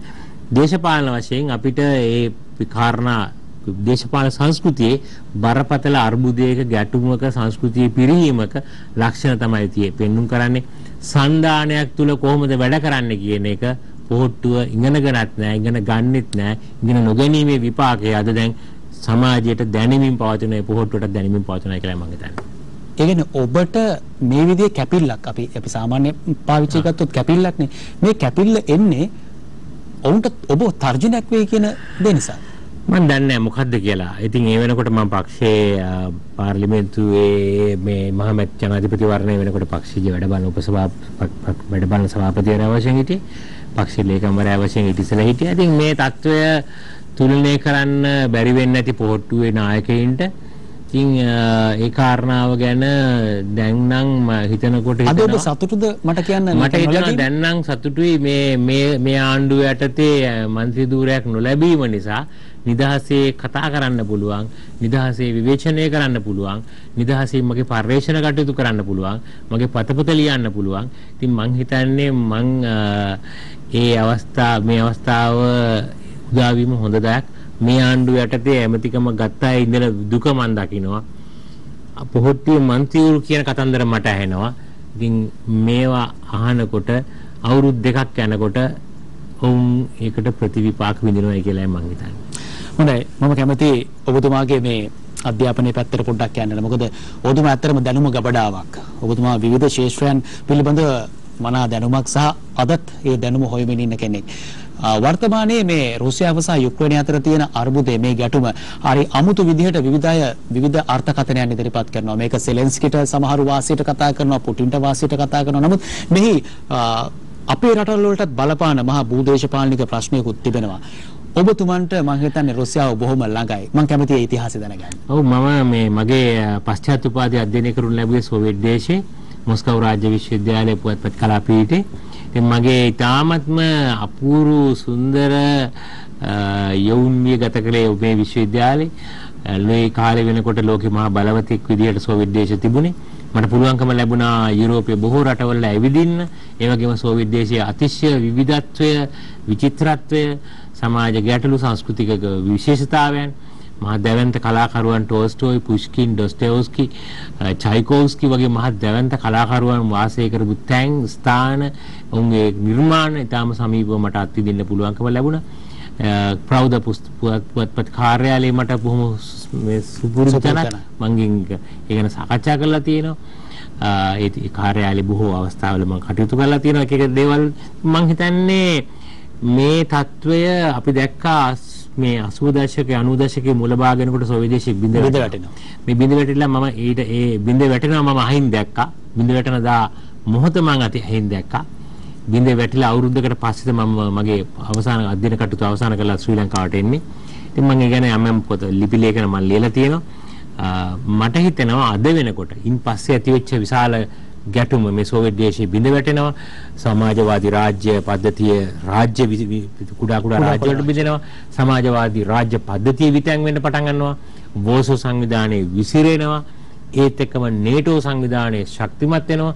වෝසෝ සංවිධානය බිඳ වැටෙද්දී ඒක බලවතෙක් ලෝකෙ බිහි වෙද්දී මොකටද තව නේටෝ එකක් ශක්තිමත් උනේ කියන කාරණය මට ප්‍රශ්නයක්. මම හිතුවා ඒක එහෙම නොවිය යුතු එකක්. කොහොමද ඒ කාරණාව සිද්ධ වුණා. දැන් මේ කාරණා මේ තත්වයේ මැදේ තමයි යෙල්සින්ගෙන් පස්සේ රුසියාවේ මහ විශාල අවපාතයකට යනවා. යෙල්සින්ද එතකොට මේ සෝවියට් දේශ විනාශයත් එක්ක බොරිස් ගර්බචෝව් තමයි හිටියේ. එයාගේ ඔහු ඉතින් කරලා ඔහුගේ පස්සේ බොරිස් යෙල්සින් බලයටපත් වෙනවා. බොරිස් යෙල්සින් යටතේ රට විශාල වශයෙන් අවපාතයක් කරන මේ මහා දැවැන්ත රාජ්‍ය, මහා දැවැන්ත සංස්කෘතිකවත් රාජ්‍ය, මොම විශිෂ්ට රාජ්‍ය ගරා වැටෙන හැටි මම ඇහින් දැක්කා කොහොමද බිඳ වැටෙන හැටි කියලා. මේන් පස්සේ අපට පේනවා නැව මේ ආර්ථික වශයෙන්, සමාජ වශයෙන්, සංස්කෘතික වශයෙන් වැටිච්ච සෝවියට් රුසියාව නැවත ගොඩනගන ආකාරයේ පුටින් මේ විසින් ගොඩනගන ආකාරයේ ඔහු ඒක මුල් කාලේ සෝවියට් දේශයේ පාලකයෙක් විදිහට කටයුතු කරන ලැබුවා. මේ අද වෙනකොට මතුවලා තියෙන තත්ත්වයේ ප්‍රධාන ආසන්න කාරණා මොකද්ද? යුක්‍රේනය පරණ සෝවියට් දේශයේ තාම සමීප සුහදතාවයන් පවත්වාගෙන ගිය රටක්. රටේ සෝවියට් දේශයේ විශාල ආර්ථික හා සමාජ නිෂ්පාදන ක්‍රියාවලියන් රැසක් ගොඩනැගිච්ච රට තමයි යුක්‍රේනය. යුක්‍රේනය අද වෙනකොට තත්ත්වය මොකද්ද? මේ සෝවියට් දේශයේ රුසියාව මේ වෙනකොට ආර්ථික වශයෙන් සමාජ වශයෙන් බොහොම ශක්තිමත් රාජ්‍යයක් බවට පත් වෙමින් තිබෙනවා. ඔවුන් හැම වෙලාවෙම ඔවුන්ගේ ආරක්ෂාව පිළිබඳ ගැන උනන්දු වෙනවා. අපි අපේ රට ගැන උනන්දු වෙනවා වගේම තමයි. ඕනම රටක් තමන්ගේ අසල්වැසි රාජ්‍යයන් පිළිබඳ යහපත් හොඳ සම්බන්ධතාවයන් තියාගන්න ඕන. නේටෝ සංවිධානය දිගින් දිගට ශක්තිමත් වෙලා ඒකට මේ යුක්‍රේනය එකතු වෙනවා නම් ඒක සෝවියට් දේශයේ බරපතල සීමාවට අභියෝගයක්. ඔවුන් ඉල්ලා සිටියා ඒ කාරණාවට මැදිහත් වෙන්න එපා කියලා. නමුත් නේටෝ සංවිධානය ඇමරිකාව ප්‍රධාන බටහිර රටවල් උපක්‍රමශීලීව පැවතිච්ච යුක්‍රේන ආණ්ඩුව වෙනස් කරලා ඒ වෙනුවට ඔය වර්තමාන පාලකයා තරුණ පාලකයා පත් කරලා ඔහු සෝවියට් රුසියානු විරෝධියෙක් ඔහු අන්ත බටහිරවාදියෙක් ඔහු විසින් ඔහු කැමති වුණා මේ අලුත් මොකද නේටෝ සංවිධානයේ සමාජිකත්වය ලබා ගන්න. මේක රුසියාව මේක බරපතල ගැටුමක් විදිහට තිබුණේ. ඔවුන් ඒ කාරණා ඉල්ලා සිටියා. ඒ ගැන සාකච්ඡා කළා. ඒකේ ප්‍රතිඵලයක් විදිහට අද මේකට ගැටුම් ඇති වෙලා තියෙනවා. අද ගැටුම් වැඩි වෙලා ගැටුම් වලින් ප්‍රතිඵල ඇති වුණාට පස්සේ අද කියන්න පටන් ගන්න තියෙනවා යුක්‍රේන නායකයා අපි ස්වාධීන රාජ්‍යයක් බවට පත් වෙනවා. නේටෝ එක්ක එකතු වෙන්න නැතුව ඉන්නවා කියලා. නේටෝව හැසිරිච්ච හැටි තේරුම් ගන්න අවශ්‍යයි. කොහොමද නේටෝව සැබවින්ම මෙදිහත් වුණාද මේ රටට? ඔව් එක අවස්ථාවකදී කිව්වා අපි අතරමං කරලා දාලා තියෙනවා කියලා. දැන් මම පෞද්ගලිකව හිතනවා මේ தত্ত্বය අපි තේරුම් ගන්න අවශ්‍යයි. මේ தত্ত্বය ජාත්‍යන්තර දේශපාලනයේ මේ පාඩම අපි ඉගෙන ගන්න අවශ්‍යයි. අසල්වාසීන් සමග යහපත් ලෙස පවත්වාගෙන යන්න ඕන. අපිට තවත් කවුරු හරි මේක ඇතුළට මැදිහත් වෙන්න එනවා නම් අපි ඒක ප්‍රතික්ෂේප කරන්න ඕන. ඒ සඳහා මතවාදමය වශයෙන්, දෘෂ්ටිමය වශයෙන්, සාකච්ඡාමය වශයෙන් අපේ නොබෙදී ස්ථාවරය අපි පවත්වාගෙන යන්න ඕන. එහෙම වුණොත් අපිට බොහෝ කාලයක් අපේ රටේ ස්වෛරීත්වය, ස්වාධීනතාවය, අනන්‍යතාවය තියාගන්න පුළුවන්. මම හිතන්නේ මේ රුසියාව සහ යුක්‍රේනයේ යුද පාඩම ශ්‍රී ලංකාව ඉතා හොඳින් කියවිය යුතුයි. මේක ආර්ථික කාරණා වෙනම කාරණාවක්. අපේ තේකොළ විකුණන්න බෑ කියන කාරණාවයි එහෙන් ගෙන පිටි අපිට ලැබෙන්නේ නැහැ කියන කාරණාවයි වෙනම කාරණා. මේක දේශපාලන පාඩම, සමාජ පාඩම අපි ඉතාම නිවැරදිව කියවිය යුතුයි. එහෙම වුණොත් අපිට පුළුවන් වෙයි ශ්‍රී ලංකාව කොච්චර ලෝක බලවතුන් යටතේ වුණත් තමන්ගේ ස්වාධීනතාවය ආරක්ෂා කරගෙන ආර්ථික වශයෙන්, සමාජ වශයෙන්, සංස්කෘතිකමය වශයෙන් දියුණු අනන්‍යතාවයෙන් යුක්ත ස්වාධීන රාජ්‍යයක් විදියට අපිට පැරණි 60 70 දශකයේ තිබුණු ශ්‍රී ලංකාව නැවත යාවත් කාලීන කරන්න පුළුවන් වෙයි. ඒ සඳහා මගේ කියවීම තමයි නැවත දෙවෙනි ජාතික නිදහස් අරගලයකට අපි ජනතාව සූදානම් කළ යුතුයි කියලා කැමතියි. දෙවන ජාතික නිදහස් අරගලයකට ජනතාව සූදානම් කළ යුතුයි කියන කාරණෙත් එක්ක දැන් පහුගිය දවස්වලත් මේ අරගල සම්බන්ධයෙන් විවිධ වේදිකාවල මහා හයියෙන් කෑ ගැහුවා. අරගලය කියන වචනේ එනකොටම කෙටි කාලයක් තියෙන නිසා. ඔබතුමාට මේ අරගලය කියන වචනේ ජනතාව සමහර ලාවට මේ ගන්න පුළුවන් මේක මේ යුද්ධෙම තත්ත්වයක්ද, මේක මේ කැරලි කෝලහල කරලා දෙන්නේ කියලා. නෑ. මේකෙන් අදහස් කරන්නේ අපි ජාතික නිදහස් අරගලය කියන්නේ මතවාදමය වශයෙන් කළ යුතු අරගලයක්. අපි ජාතික නිදහස් අරගලයේ 1860 දශකයේ පානදුරා වාදයෙන් අපි ආරම්භ කළා. ඒ අරගලයේ 56 නිදහස් අරගලයේ සාක්ෂාත් නිවැරදි කරමින් අපි ඒක සාක්ෂාත් කරන්න පටන් ගත්තා. අපි ස්වාධීන වෙන්න ඕන, නැවත ස්වෛරී වෙන්න ඕන. අපේම ජාතිකවාදී ජාත්‍යන්තර මැදිහත් වීම නැති ස්වාධීන හොඳ ලෝකයේ සමග විවෘත වෙච්ච රටක් නිර්මාණය කරන්න ඕන. ඒ සඳහා වූ මතවාදමය වශයෙන් කරන අරගලයට තමයි මම කියන්නේ. ඉස්ලා සක්‍රීය මැදිහත් වීමට තමයි මම කියන්නේ දෙවෙනි නිදහස් අරගලය. අපි පළවෙනි නිදහස් අරගලය පානදුරා වාදයෙන් පටන් අරගෙන 56න් ඉවර කළා නම් එතනින් පස්සේ නැවත කළ යුතු අරගලය අපිට දැන් ඉස්සරහ තියෙනවා.